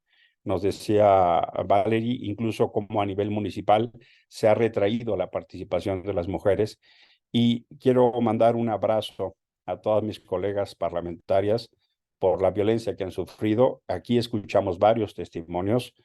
Reciban de todas y todos nosotros una expresión de solidaridad y admiración. En la vida, el rol público de las mujeres es de un extraordinario valor y coraje. Necesitamos muchas mujeres en la vida pública y su testimonio inspira. Sepan ustedes que no están solas y que les acompañamos. Y entonces advierto a toda la comunidad que para eso también está lo que hemos denominado el PART. Ya lo mencionó Petra, es el equipo parlamentario de respuesta rápida. Si alguna parlamentaria, algún parlamentario está en riesgo, háganlo saber de inmediato a Mónica Dame o a la Secretaría General. La Secretaría General está para esa capacidad de respuesta, para que juntos podamos acompañar y arropar. Nos decían, y lo retomo de lo que decía Mariam, hacer saber a la gente que no está sola, acompañarla en sus luchas, acompañarla en sus esperanzas es muy rápida, muy importante, muy significativo. Y el PART se hizo para eso. Es un instrumento que tiene PGA para acompañar a todas y todos los parlamentarios en su trabajo. En particular, lo quiero subrayar para las mujeres, pero también para las personas de la diversidad sexual, para las personas de la comunidad LGBTIQI+, porque también son parlamentarios, parlamentarias que viven acoso por su condición y por su situación. Ustedes representan un ejemplo muy enorme de dignidad y sepan entonces que PGA tiene una línea de acción muy importante, muy específica de eso. Y la tercera idea que quiero retomar es el panel que condujo Boris. Los derechos humanos tienen una noción de progresividad y tienen una noción de ir avanzando. Esta propuesta de la relatoría en materia de democracia, con un mandato de una relatoría especial para democracia, me parece que es una respuesta a los tiempos. Yo veo muy pertinente este instrumento. Tuve la oportunidad de ser secretario ejecutivo de la Comisión Interamericana de Derechos Humanos. Y en varias ocasiones hicimos informes sin poder entrar a los países. Había países que no permitían la entrada de la Comisión Interamericana. Pero el hecho de hacer un reporte desde fuera, el hecho de darle voz a la gente, a países que no se podía entrar, coadyuvaba al debate público, a la visión pública, y por eso hago eco de lo que decía Mariam. Es muy importante la solidaridad desde fuera para quienes viven problemas en comunidades nacionales.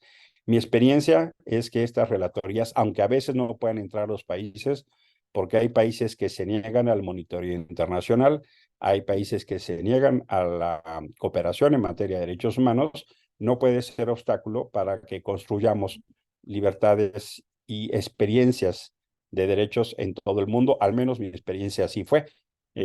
Y creo que esto sería un instrumento muy valioso para ponernos al día de los desafíos que hoy estamos teniendo.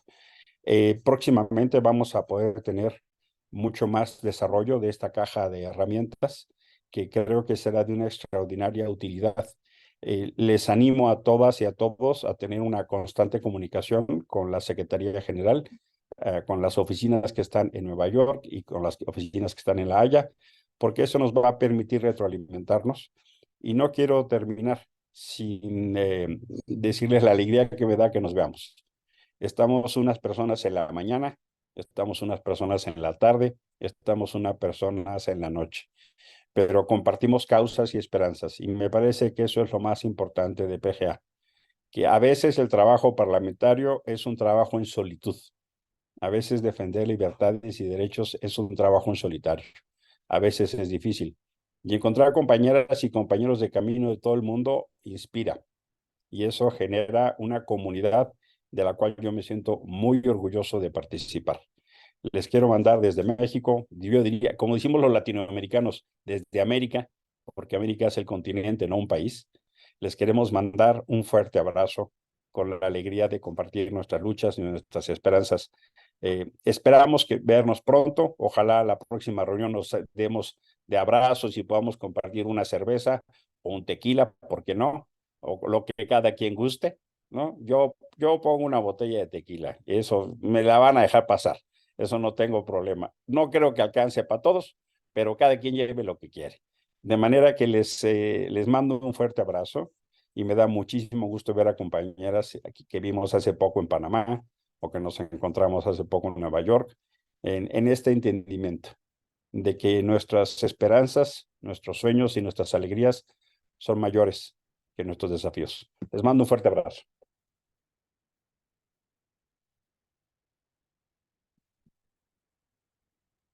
Thank you so muchísimas gracias, Emilio, y agregamos otra botella de tequila por ahí, no te preocupes. Thank you so much to everyone. It's been lovely to be with you, to spend these hours, these 2 days, and we will certainly see each other in person in 2024. So a huge thanks again to all the Secretariat and to our interpreters. Thank you to all the members of Parliament participating. And again, I think just reminding these words that together we can really make things change and see each other as this network of an antidote for democracy and against authoritarianism. So with this, I close these 2 days. Thank you so much, Senator Alvarez y Casa, and thank you so much for your generous time and your contributions. Bye bye, hasta luego, muchas gracias. Adiós, chao, chao. Bye. Bye. Adiós, a la próxima. Adiós, hasta la Bye, nos próxima. vemos pronto. See you later. Bye. Bye. Thank you. See you soon. See you. Bye-bye.